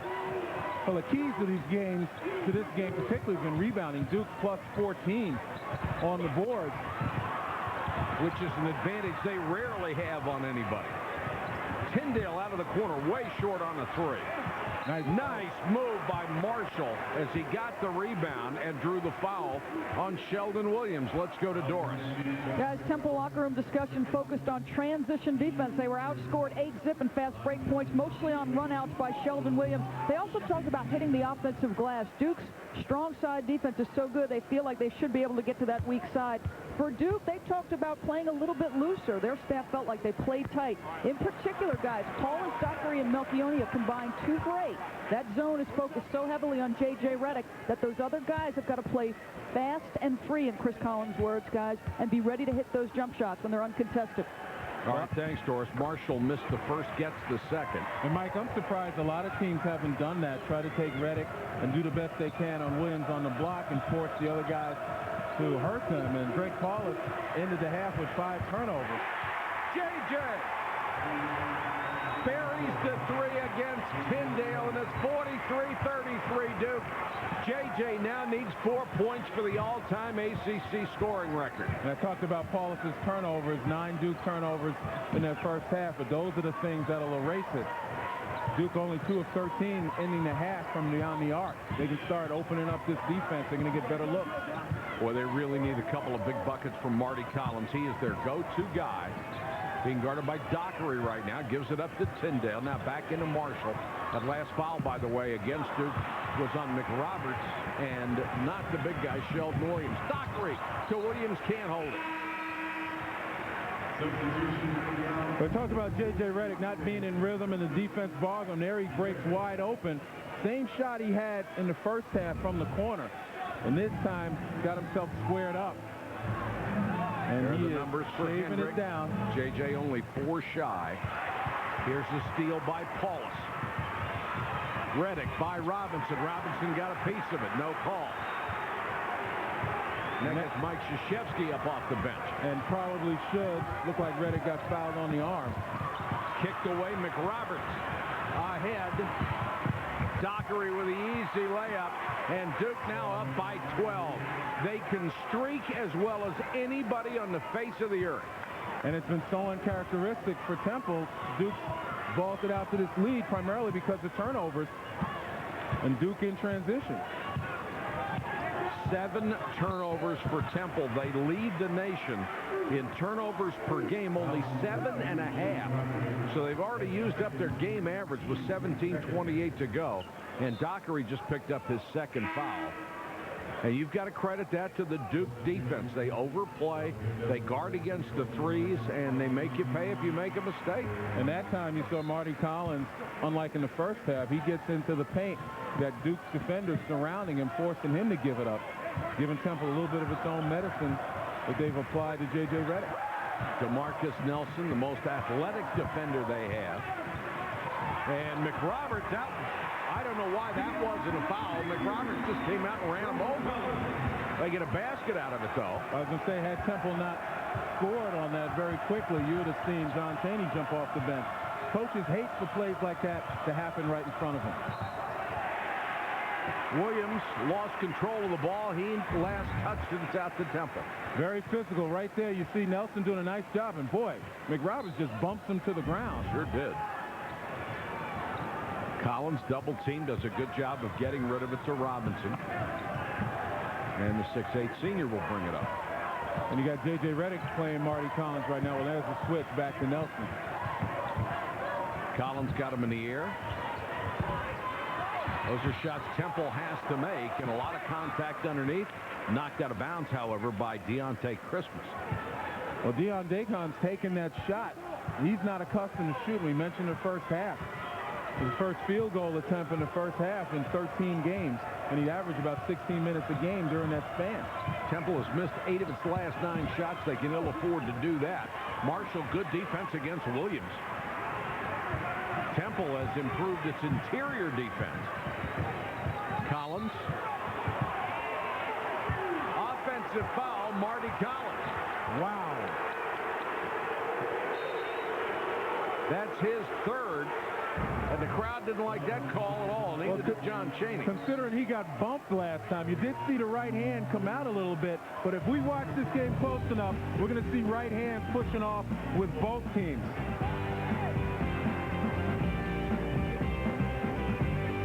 NCAA Women's Basketball Championship coming in March.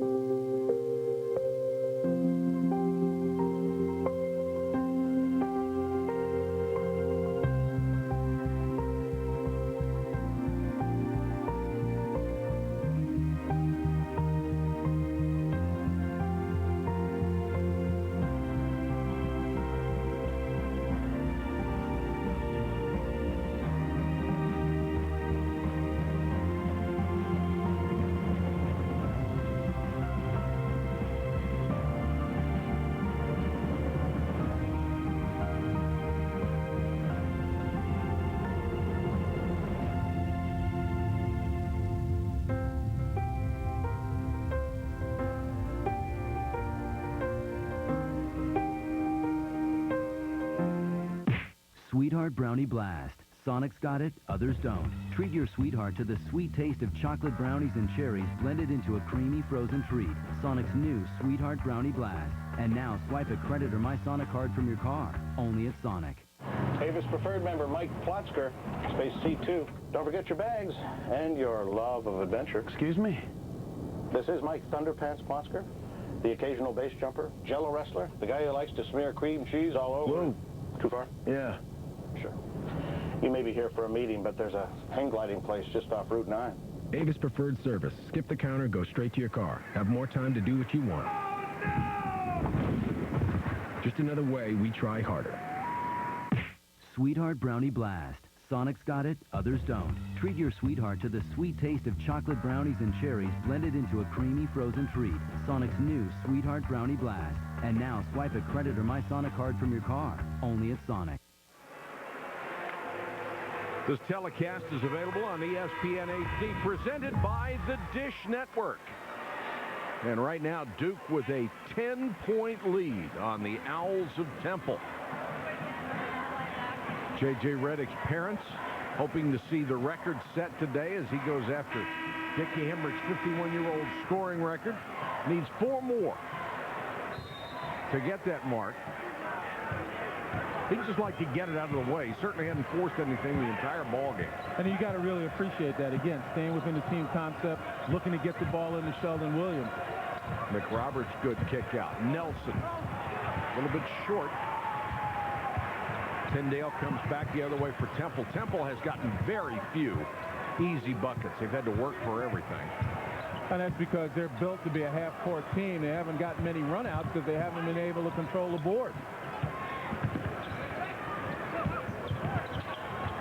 Tyndale got in the lane, threw it away. Collins picks it up.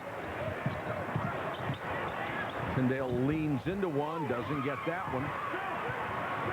And Sheldon Williams, who is working on another double-double, is already up to 9 boards. Double-double's just a given for him these days. Oh, they certainly are. I mean, he's had 52 in his career.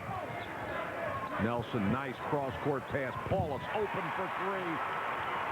Nothing but the bottom of the net, and it's 48-35. Duke with its biggest lead. Paulus has 7. And that's why it's so important for Greg Paulus to be a threat.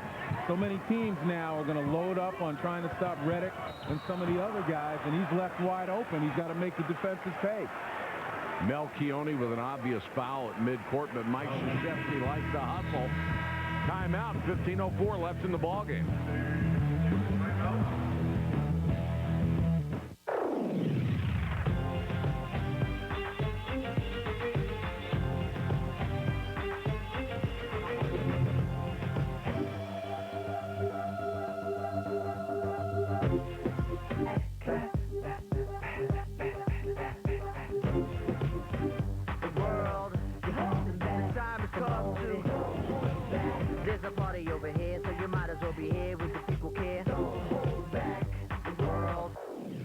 Coming to DVD, getting the money was easy. Getting away is another story. Ouch, that had to hurt. Yeah, sure did. John Cusack and Billy Bob Thornton. Well, I took his gun. Guess he must have another one. Must have. The Ice Harvest on DVD Tuesday. I've traveled every road in this here land. I've been everywhere, man. I've been everywhere.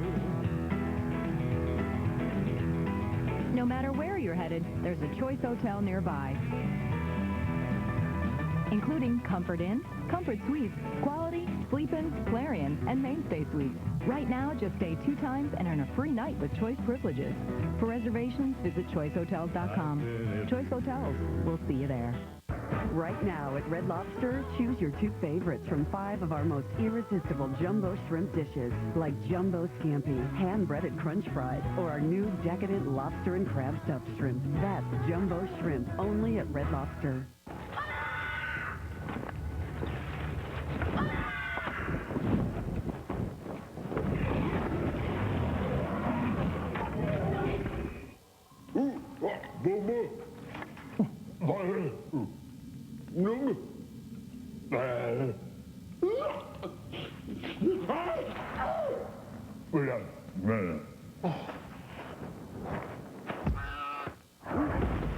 Next time, use FedEx.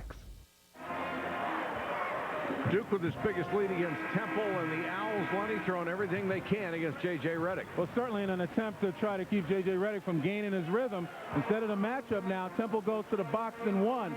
And pretty simple, here's the box right here. You see these 4 defenders in the box, and there's the 1, the man-on-man. And you can tell it's the box and 1. The 4 guys play zone, and Redick goes across the zone, and the man follows him. And that's how you can tell, and that's why Paulus was wide open. J.J. Redick has 16 straight games where he scored 20 or more. Going to have to go some to do that in this ball game. has 5 points, needs 4 more to break the record. Marty Collins, boy, he needs to get hot. Collins with 14 points, and those 14 are big because Temple only has 37. And Marty Collins can get that shot anytime he wants, and you're right. At some point, he's going to have to make up his mind. He's going to do that until Duke adjusts. Paulus was wide open, got it to Williams. Nice touch. Sheldon Williams with 20. Well, Duke continues to get the ball inside. The Temple's not going to adjust and double team him. They're going to keep going into him. And even when they do double, go into him, and Williams will have to find the open man around the perimeter. Well, that's the downside of so much defensive focus on Reddick. You can't guard everybody. And Williams has really hurt him, and the other guys have stepped up as well. Here comes Paulus on the run. Has Reddick on the wing, looks for him for 3. A long 3, and he was short on it. Boy, he didn't look like he didn't even have legs under that. No, he didn't. That short. Looked tired. Nice. Collins with the scoop, wouldn't go for him. There's the follow. And you know what? I don't even think he intended to shoot that first one. He looked as though he was just going to throw it off the board because he had no shot, get the rebound, and lay it back up. Talk about him only playing 1 year of organized ball and his basketball growth on the playground. That was absolutely a playground move. He's a very smart kid. You know, Marty Collins doesn't have numbers here, but he has to make something happen. He weaves through the defense. He just gets it up on the board. Yeah, you're right. Just enough to go get the rebound and lay it back up. You are right. And Marty Collins climbing the ladder of scoring greats for here for Temple University. And back to the point I made earlier, they score so few points normally that for him to be that high on that scoring list is remarkable. Reddick goes down. Some contact, no whistle. He tried to split the defense that time and tripped. Salisbury now back to Collins. Paulus forcing him to go baseline where there's some help. Missed the shot. Boy, what a block out by Ingram. Holy cow. Watch J.J. right here. They're on the boxing one. The man comes in. He tries to split the D and just pretty much trips and loses his dribble. Good no call. And it was a good thought as well because there's plenty of room there. Dockery almost got the steal. Boy, when Ingram blocks out in the lane is blocked.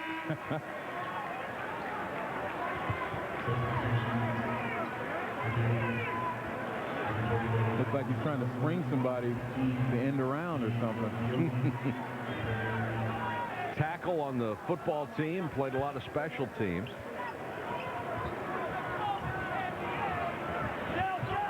Under 13 minutes to go in the game. Duke by 11. Temple needs to start chipping away at that. They don't score points in bunches. Collins forces that one, and why not? He's the guy who can bring him back. And again, it may look like a force, Mike, but what he's doing is using that height advantage. And as long as he gets extension and he's square to the basket, he's got a nice soft touch and get up on the rim, and anything can happen for him. 18 points for Marty Collins, who averages 16-6. There's Nelson, and he draws a foul. Well, again, we talk about Marty Collins, his size, and the fact that he can get that mid-range anytime he wants, often one-on-one. Gets himself nice and set, ball fake, takes the contact, and still gets it up there on the rim. There's an update on our Star Watch, and Marty Collins has certainly lived up to the advanced billing, rather. And as we said, Reddick has been very unselfish, hasn't tried to force it. He knows the record will fall. That's only been a matter of time as he has scored so well throughout the season. Nelson hits another free throw. The lead back to 11, and pressure from Duke.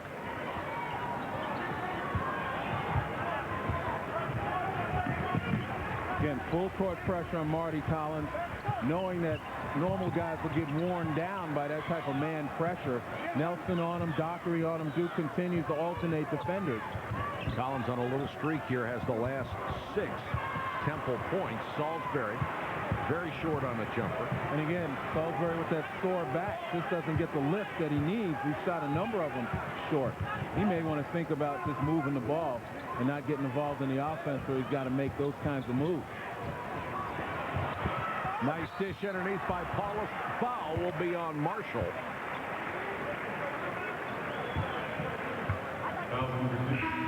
Timeout on the quarter, 11:46 to go. When we return, will this be the day where J.J. breaks Dickie Emmerich's all-time record?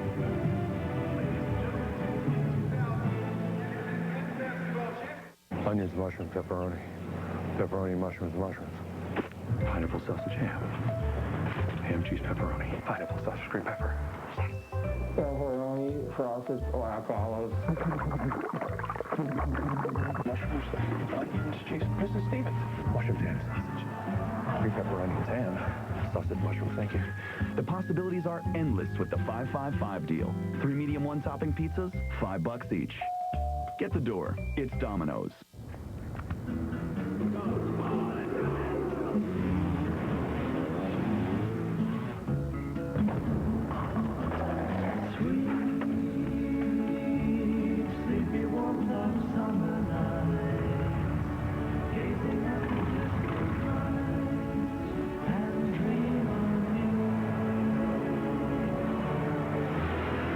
Introducing mobile ESPN. Sports fans, your phone has arrived. Creating just the right space can be a challenge. UBC. The story is building. For great plans, design service, quality products, and a connection to some of the area's finest contractors, come to United Building Centers, creating perfect spaces together. UBC, the story is building. We give you a great way to watch TV, a great way to surf the internet, and now, a great way to get phone service. It's here, Charter Telephone, with unlimited local and long-distance calls nationwide. All your favorite features you expect, and no new equipment needed. One low price, one great company, one bill. It's a perfect call. Charter Telephone, make the connection. Keep your current phone number and get all your favorite phone features for less than $40 per month. Duke by 11 with 11:46 to go in the ball game. Big Monday means college basketball in a combined 3 games on ESPN and ESPN2 at 7 Eastern on ESPN. Number 10 Pitt against number 15 West Virginia and Morgantown. Then at 9 Eastern on ESPN Oklahoma State and number 20 Oklahoma. Finally at midnight on ESPN2 Boise State against Fresno State. Big Monday presented by Bud Light on ESPN and ESPN2. Another huge night of college basketball. There's J.J. Redick, 4 points from breaking the all-time record. More importantly for the Blue Devils, they're on their way to their 27th victory if they can hold this lead for another 11:46. And Nelson buries a free throw.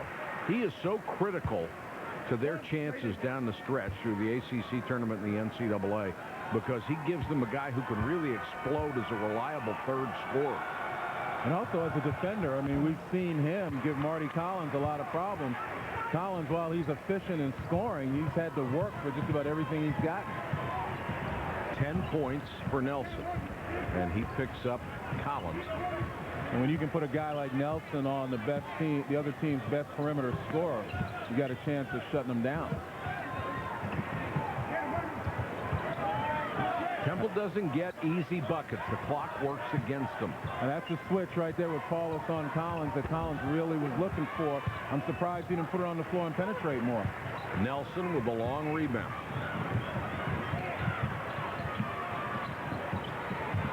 Redick, one of his favorite moves, trying to penetrate. J.J. Redick within 2 points of the record. 7 for J.J. on the afternoon. A 51-year-old scoring record that I frankly thought would never be touched, maybe about to fall. 2 points away from history for Redick. He is already the best three-point shooter in the history of the NCAA. Well, again, this is the thing that has marked J.J. Redick's development as a player, his ability to ball fake, get into the paint, and drive hard. You take a look. Remember I talked about using that arm? Everybody's doing it right now, but it gets him head and shoulders past his man. And that's made him a tremendous scorer right there. The ability to get on, put it on the floor, get to the basket. You got to honor that, and then he just steps and backs up and shoots the three. I mean, there's no way you can really focus on stopping him. And Mom and Dad would just like to get it over with. So would JJ. Reddick 1 point behind Dickie Hemrick, who was a tremendous player in the mid-50s at Wake Forest. Not only the leading scorer, the leading rebounder. Although lending deference to guys like you, only played 3 years. Dickie had 4. Yeah, I would like to have one more year. I would have had one more year. Meanwhile, that timeout, that last timeout before this one called by Temple because they couldn't inbound the ball, that 22nd or 30-second timeout was called by Mike Krzyzewski, and I think he was trying to get his team focused on the next possession. Let's get J.J. this record, and then let's move on. We had a chance to talk to Dickie Hemrick. He says he's actually ambivalent about holding the scoring record now. I still have the rebounding record, so I continue to feel good about that. And 51 years is a long time to have held the record.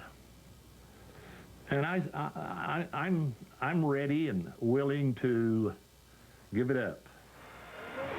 Lenny, I said this the other game last week that I talked to a couple of people who played against him, and they said he was just a beast inside. Well, I mean, to be that dominant, both the scoring and rebound records that have lasted for so long, and the rebound record will last even longer because, sure will. You know, that's not the focus. People shoot too well, and there are not a lot of people really committed to rebounding any longer. Collins kicks it out, wants to get it right back. Shot clock at 4. Remember, this possession started in a timeout. Collins has to force it, and that's a shot clock violation. Temple did not do a good job with the time remaining on the shot clock getting a shot out of it.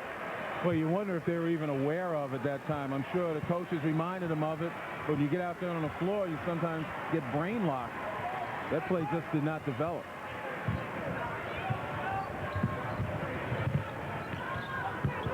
Malchione, good save in the corner. Then he lost. Well, Paulus again, high risk, high reward. We've seen him make some tremendous no-look cross-court passes to get people shots, but also has difficulty in finding guys, and he makes some, you know, poor judgment at times with the ball. Salisbury goes to the left hand. Nice move by Dustin Salisbury. Playing with that bad back. They've cut it to 13. They need a couple of big defensive stops and a couple of big buckets. You're right, Mike. Temple will win this game if they ever have a chance to get back in it. They'll win it or get back in it with defense. Nelson short on the jumper. Here comes Collins. Really good in the open court. Gets few opportunities. Robinson for 3. Huge shot, and he made it. That cuts it to 10. Robinson with 10 points. And who was in the middle of it all? Marty Collins. His penetration kicked it out. Temple makes the extra pass. They don't get the chance to run very often, but they're really good in the open court, Len. Now, Reddick fouled by Salisbury. And you're right, they don't get a lot of fast break opportunities because of the focus on the half court and keeping the floor balanced. But again, defensively on the other end, Duke now looking to go to J.J. The focus had been on Sheldon Williams, but I think right now Reddick is starting to find his rhythm. He's starting to make assertive moves. And when it gets into a bonus situation on the fouls or shooting 2, Reddick is the guy they want with the ball in his hands. Paulus wide open, long 3, got it. They love that dead-ahead look. And again, if you're not going to play him, Paulus has to make you pay. Paulus was only shooting 34% coming in, but his stroke looks better today than it has in a couple of weeks. Well, prior to this game, he'd only made 3 of his last 15 field goals, so I bet you an awful lot of shooting work was done between Georgia Tech and this game. A lot of pressure on a kid on a team that's trying to win a national championship as a freshman point guard. Doesn't happen very often. Again, we talked about the fact that as a point guard, and if you're going to double people, he's the guy that people are leaving, and he's wide open there. And if you can't make the team pay, you allow the defense to play 5-on-4. Holds 6 New York State records in football. Just a tremendous all-around athlete, and all the big schools wanted him. Only 3 players have ever led the ACC in assists as freshmen. The last to do it was Ed Cota at North Carolina.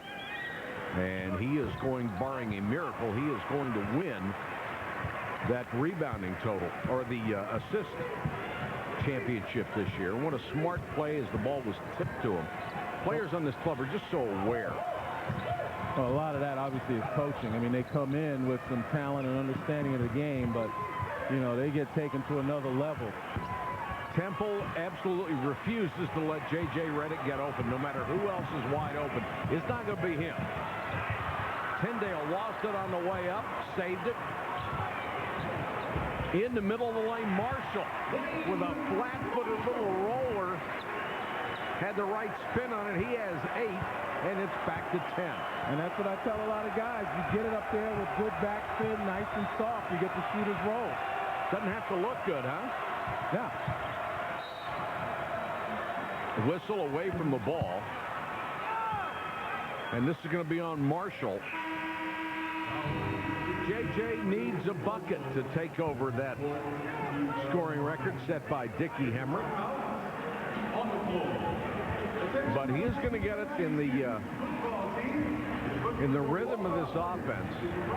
And you've got to say Temple is sticking to its guns, because they are not going to let J.J. get a wide open look.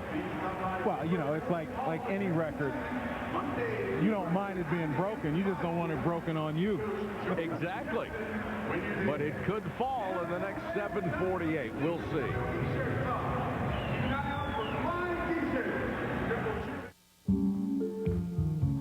I thought we were here for a meeting. We are. So why are you on your laptop? I'm emailing you. Check your inbox. Now? Now. We can talk. It's a private club. As private as our network. I'll check my inbox.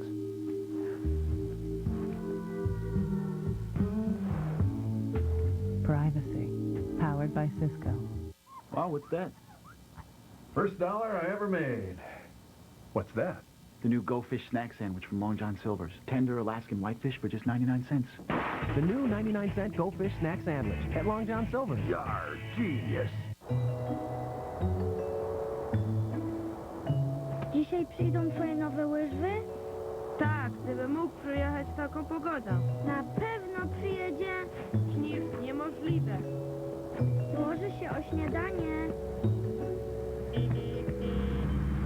Fantastyczne! Mówiłam ci, dawaj śniadanie. The most reliable color on earth. UPS. What can brown do for you? Wow, what's that? First dollar I ever made. What's that? The new Go Fish snack sandwich from Long John Silver's. Tender Alaskan whitefish for just 99 cents. The new 99-cent Go Fish snack sandwich at Long John Silver's. Yar, genius. 7:48 to go from the Wachovia Center in Philadelphia, and Duke is on top by 10. Let's take a look at our KFC three-point bucket this afternoon as the ACC facing the Atlantic 10. Redick only 1 out of 6. Hasn't had many good looks. The rest of the team only 4 out of 13. It has not been a good three-point shooting day for either ball club. They both defend the three so well. And Temple running out of time to pull an upset. Duke's been able to keep the lead hovering around double digits the entire second half. Great inbound pass to McRoberts. Couldn't hit it and then tipped it in. Redick found McRoberts, and he wasn't going to be denied. Boy, those are the kinds that if you're Temple, it breaks your heart. Yep. You know, you play pretty good defense and forced a miss on that one, and the guy gets the offensive rebound, lack of blockouts. He was much quicker off his feet than Ingram was. Although at this point, watching Ingram, that's not a hard feat to match. Collins, tough shot. Well, I said he could get it anytime he wants. That's 20 points for Marty Collins, Lenny. That's the one thing Temple doesn't necessarily have to worry about. It's the defense where they've got to make stops. Yep. They need more possession. McRoberts on a lob this time. Tough catch and couldn't get it in. Collins back the other way. No. And the tip. No. It's going to be on Tyndale coming over the back trying for the rebound. Crowd doesn't like it, but that was obviously a good call. Well, again, Collins gets a good shot, just misses it. Good defense to take away. Oh, I take it you did not like the call. Look, I'm one of those guys, when guys are going for the ball, there's always going to be contact. Now, if you go right over a guy's back when he is set up and blocking you out, that's a foul. But both of them were going for the basketball. And quite honestly, Williams at the line. Excuse me, Len. I'm going to say, quite honestly, he'll be the first to tell you, I don't need that kind of call. He gets his share, no question. He's that good. Not been a good free throw shooting day for Sheldon Williams, but the only thing he hasn't done extremely well. 6 out of 11 from the line for the All-American. The lead is 10. Chris Clark in the ball game played very well in the first half. Temple needs a bucket, you would think, almost every time down now. Pull up. Salisbury, tough shot. I think his back's starting to loosen up. Well, somebody better loosen up. The lead is down to 7. And there's the extended defense now playing a little bit more aggressively. Reddick too strong on the lob. Here comes Tyndale. Got it. Down to 5. And now Mike Krzyzewski wants to stop the momentum. When Temple can get out and run, they're tough. Big lift from Salisbury on the 3 really ignited him. Oh, it certainly did, and you talked about him getting loose.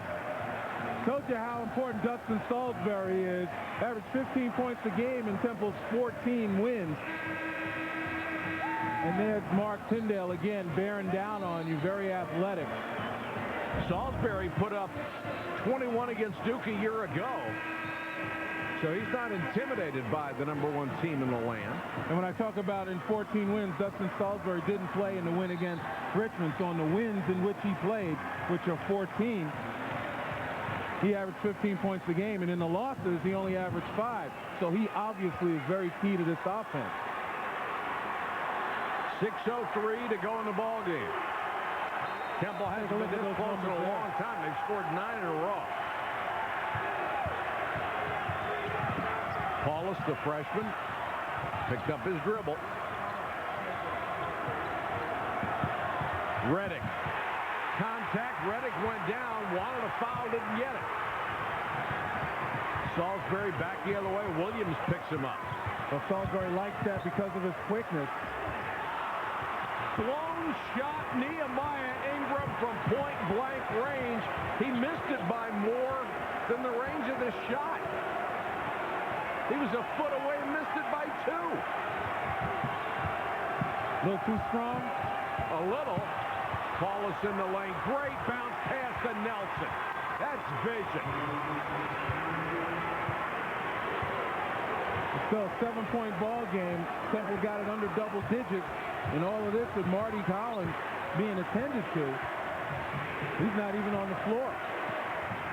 You wonder how they can do it without him. Tyndale trying to take over. This is Robinson, and now back to Clark. Shot clock at 14. Paulus knocks it away from Clark. Paulus driving and draws the foul. Let's go to Doris Burke. Doris. Guys, Marty Collins remains in the locker room. He has sprained his foot, but he should return. We're just awaiting his arrival, guys. Well, they can't afford to miss him for very long, Doris, as you well know. And you saw right there was on the drive. And he's had trouble with that foot earlier in the season. Would be an enormous loss for them. Paulus will go to the line. I'll say not only for this game, but if he misses any extended time for their NCAA tournament chances. And the committee looks at that kind of thing, but they look at it 2 ways. You know, they'll give you a little bit of a break if you have an injured player, but if he's going to be injured through the tournaments, that turns into a negative. Paulus knocked to the floor after the free throw. He really got hit. And that was a real cheap shot there.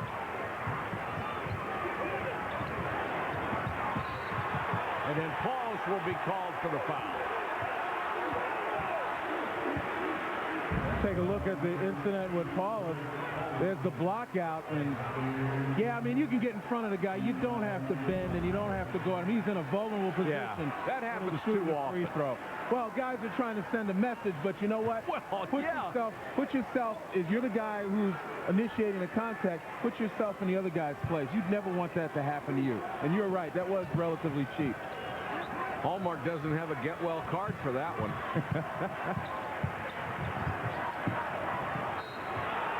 And off of Temple, out to Duke with 4:31 to go. 11 turnovers for Temple, and the Temple bench really upset about that one. Happened right in front of them, and it looked like they did not get the call. Well, and you got to wonder when a coach, when John Chaney jumps up in a situation, he's got to be convinced he's right, especially if it's right in front of him.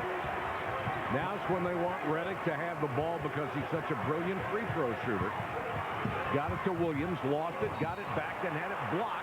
And a foul underneath, and the crowd really upset about that one as well.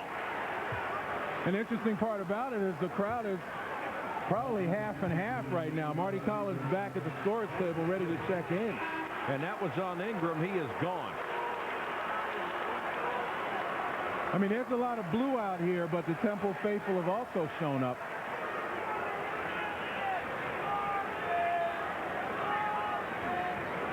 Ingram will go out, and that'll get Wayne Marshall back in the ballgame, and now Marty Collins is up and ready to come back in.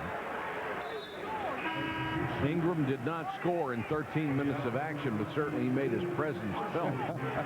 And I mean felt. A lot of guys will be able to go home tonight and look at a bruise or a bump and say, I got that from Nehemiah Ingram. Now, you're just hoping he's not the guy that comes backing out at the free throw line and pulls that thing we saw a couple of plays ago. Ah, yes. They're going to be sending a crash cart for you after that. Williams with a free throw, rolls it in. Lead is back to 10. Collins comes back in.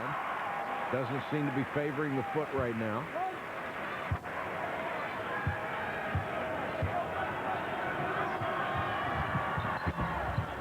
One out of two for Williams. 17 out of 27 as a team for the Blue Devils tonight.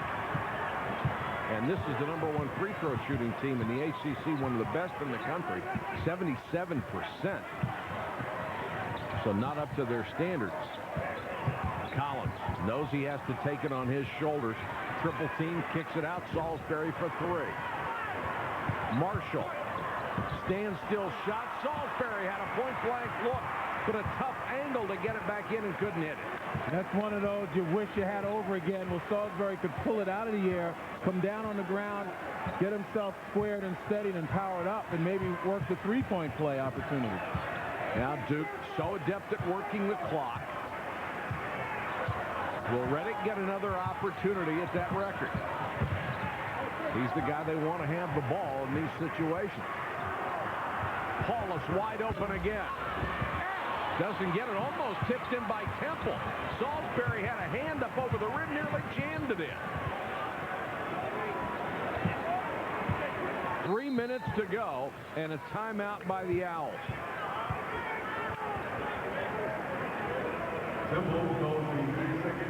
Reddick still needs a bucket or a couple of free throws.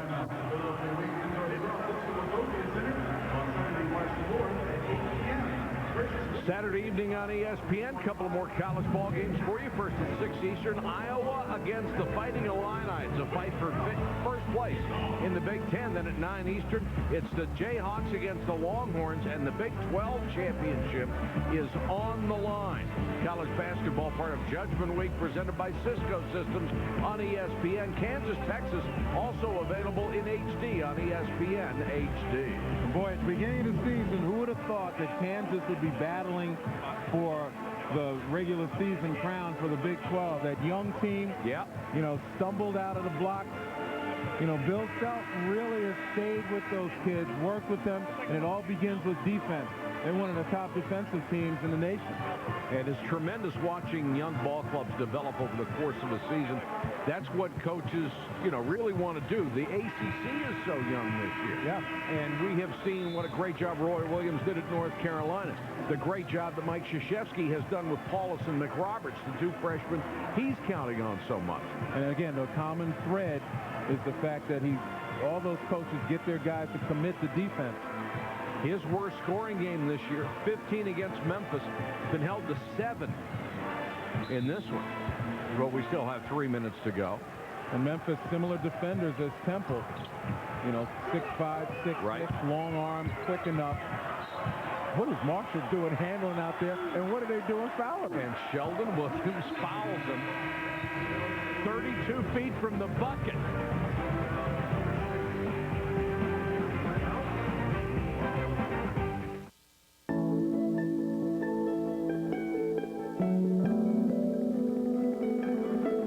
What do you get when a financial firm with 66,000 people in 50 countries takes the time to understand your needs like it's just the two of you?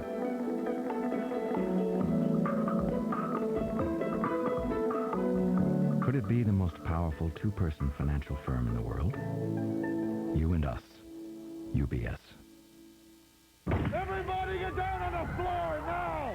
You're the hostage negotiator? That's right. What do you got? On March 24th. Things are not all they appear to be. He's up to something. The only way to know the truth There are matters at stake that are a little bit above your pay grade. is to get inside. I think you're stalling. Why? I don't know. You're too damn smart to be a cop. Keep your men back! Denzel Washington, Clive Owen, and Jodie Foster. Come on, this ain't no bank robbery. Inside Man, rated R, starts March 24th. What you got there? Buck of noodles, 99 cents. Man, you're smart. We wasted our 99 cents on these new buffalo snackers from KFC. 100% chicken breast, buffalo sauce, sesame seed bun. And to think, we could have had noodles. That's a good one. The new 99-cent buffalo snackers from KFC. 100% chicken breast, authentic buffalo sauce, and crispy lettuce on a sesame seed bun. And like the original KFC snacker, it's only 99 cents. Heat things up for under $1 at KFC. The Rock Chalk Chant at the University of Kansas is one of the most famous college yells. It starts out in very slow cadence, and then as it goes through its rigmarole, it becomes more animated. It's quite a pre-game ritual that has become famous all over America.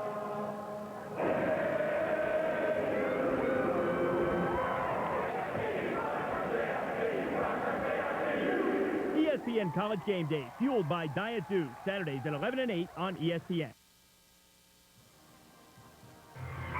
ESPN's exclusive presentation of college basketball is presented by Cisco. Changing the way people work, live, play, and learn. Innovation powered by Cisco.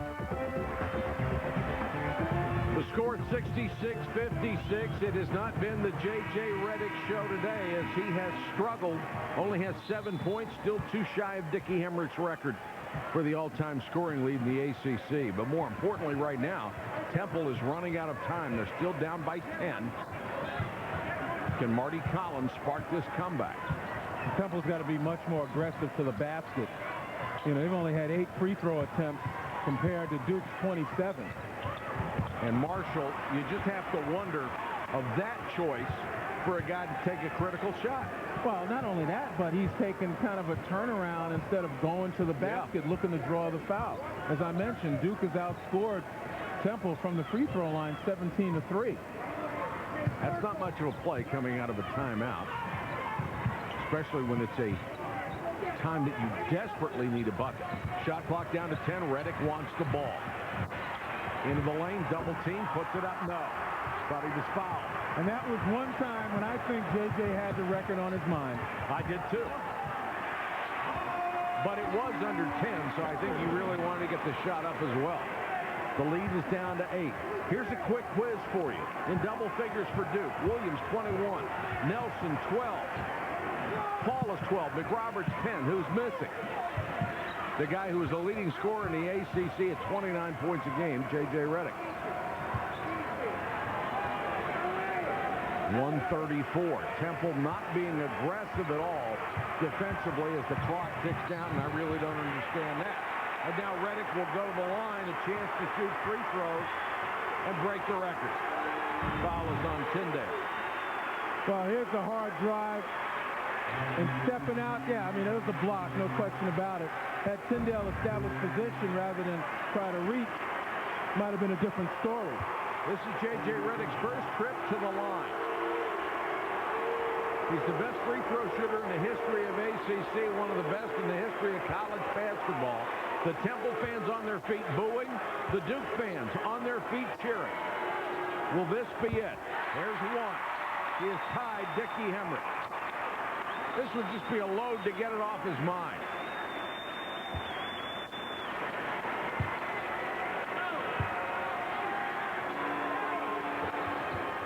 Reddick's done it. He is the all-time leading scorer in the history of the Atlantic Coast Conference. Congratulations to J.J. Redick, and it didn't even get a smile because the game is not over. Well-deserved, monumental accomplishment, a record that's lasted over 50 years. And the game has changed so much that you never thought anybody, especially at a program like Duke, would average nearly 29 points a game because the team concept is so strong. Guys don't stick around for 4 years if you're that prolific a scorer. It says something about his mom and dad and says an awful lot about J.J. Redick and what kind of young man he really is. And the irony is so many people say that what accelerated the record was the three-point shot. And the irony is he breaks it on the free throw line by being aggressive going to the basket. And by being a brilliant free throw shooter. 68-58.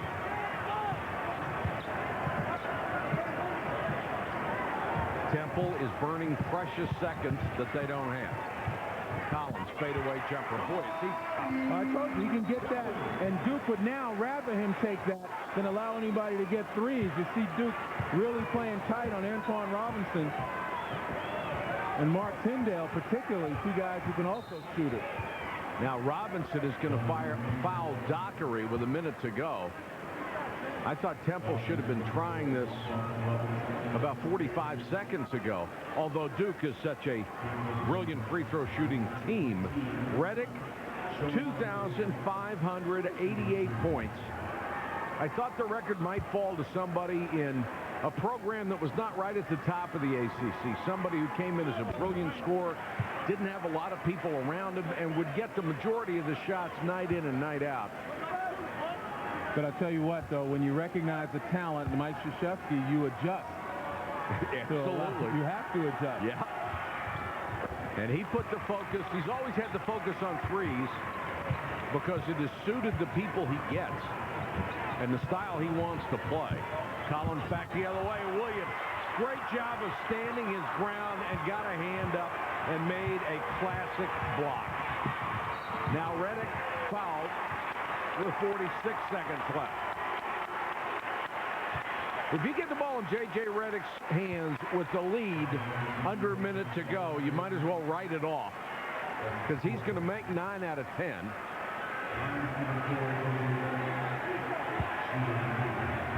Duke's had more free throws, 23, than Temple, and Redick with a rare miss. Well, I mean, unfortunately, especially here on the road, that fuels the controversy about certain teams. And Duke is not the only one, and people have to understand that. And I'm saying they're not the only one that are accused of getting a lot of calls. And it's not really the amount. Temple today wasn't as aggressive to the basket. Marty Collins, one of the few guys that took it to the basket strong. He didn't make a lot of visits to the free throw line. But in the end, you have to remain aggressive as J.J. Redick comes off to at least a blue standing ovation. Boy, and he deserves it. Tremendous performance for him. Tyndale with the drive, and he'll draw a foul. You know, it smacks of, oh, woe is us. You know, everyone's for Duke. you know, Duke gets all the breaks, and I just don't buy it. I mean, they have been aggressive ever since Mike Krzyzewski got there, and they have made a history, especially when they've had the lead at the end of a ball game. They rack up a tremendous number of fouls and free throw shots. Yeah, and I'm not saying it's just Duke. And anybody who thinks it's just Duke and there's some conspiracy to give them all the calls, that's nuts. But in the end, there are some teams who have reputations for being aggressive, and there's nothing wrong with that, that are going to get the benefit of calls. Marty Collins with another follow. Marty Collins with 26 points, and certainly he has done everything he possibly could to keep the Owls in this ball game. And I know when we talk about Marty Collins, you know, there's some folks who weren't really convinced because he can go off and on now and then. A lot of that is the system, getting other people involved. But he rises to the occasion in their big games.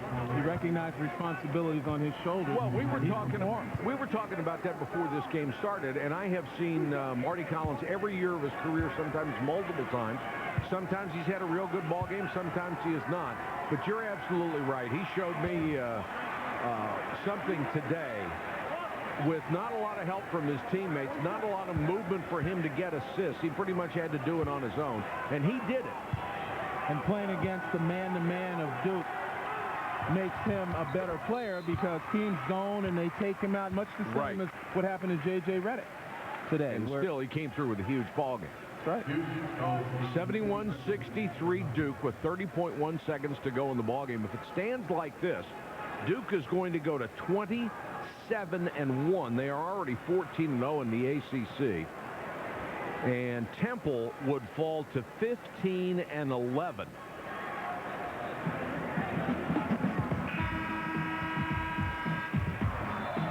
Well, there's the record breaker. First half, really couldn't find his rhythm. The defense focused on him a lot.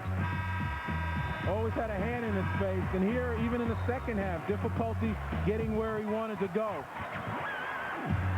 But again, the irony, he breaks Dickie Hemrick's record on the free throw line, the most prolific three-point shooter in NCAA history.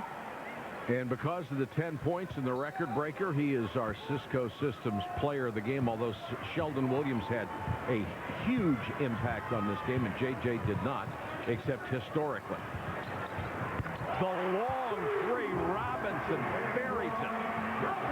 Temple not going away.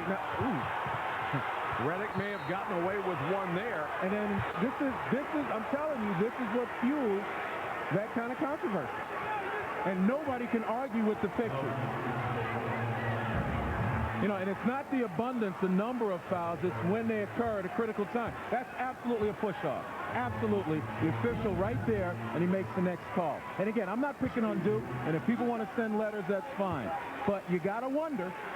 You got to wonder, and again, it goes to the aggressive nature of this team, and eventually the officials buy into it, and they're not the only ones. I'll tell you the letters that bother me, the ones written with crayon on cardboard. They're a little scary.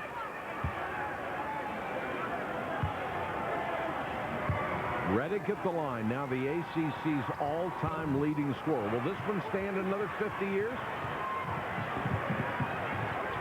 Collins back the other way. The game is 6. Williams with a rebound, and he's fouled. And that was 9 points. Yes, it was. Thank you very much. J.J. has missed 2 free throws today. And it's amazing that that's a story, that he misses 2 free throws in one game. That's the standard he has set from the free throw line.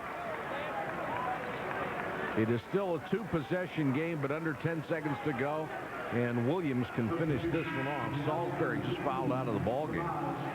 Sheldon Williams, 21 points, 12 rebounds, his 15th double-double this year, and the 53rd of his exceptional career. Look, the story of this game is the fact that Sheldon Williams was dominant inside, particularly in the first half, and Duke more aggressive to the basket throughout the course of this game, able to build a big lead. And the bottom line is they beat Temple also from the free throw line. Yep. And most of the calls were legitimate calls, but as I said, you can pick out every once in a while. You're on the other team, you can pick out calls and fuel that controversy. But that takes nothing away from the effort out here by the Blue Devils. They got the job done. And Temple now falling to 15-11. They may have to win the A-10 tournament, and they may catch a break in that regard because GW will come in shorthanded. Collins, the long three, followed by Tyndale, blocked by Sheldon Williams, and that's it. The Blue Devils of Duke go on a road to play Temple in Philadelphia and will come out with a 74-66 victory. But the headline maker of this ball game, J.J. Redick, who has passed the 51-year-old record of Dickie Hemrick as the all-time leading scorer in the history of the storied ACC. And again, well-deserved. You tip your cap. If you saw J.J. Redick as a freshman and you see the development of him now to a college basketball equivalent of a superstar, you would have to admire the work ethic, if nothing else. And every kid at home who looks at J.J. Redick and what he's been able to accomplish needs to understand one thing.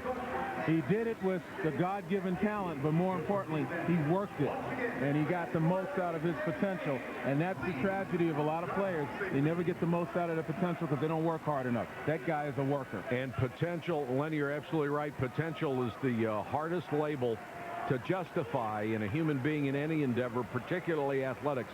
But he did it. You're right. He made himself into a great, great player. Let's go to Doris. Thanks very much, Mike. J.J., there have been so many people throughout the course of history who stood in front of a hoop with a ball in their hands and dreams in their head. Today, you lived one of yours. What is that like? Well, you know, the record, to be honest with you, wasn't that important to me. Obviously, it's a huge honor. But, you know, I'm just glad we got the win today. It wasn't as pretty as we would have liked. Temple played a good game, but we got the win. Over the course of the last two games, J.J., it has been a bit of a struggle. What kind of pressure have you felt? So much of the media talking about this record. Well, you know, I feel pressure all the time, so it's not that it's been more or less pressure or anything like that. I thought Temple today, you know, they played a box and one, and it was just difficult to find shots. I got a few open looks, and I kind of rushed them. They did a great job, though. Your best asset as a freshman was your ability to spot up and shoot the basketball. How does a guy go from that as a freshman and transform himself into the ACC's all-time leading scorer? Really good teammates and really good coaches and a lot of hard work. You talked about coming back for two reasons, J.J., that elusive national title and your legacy at Duke.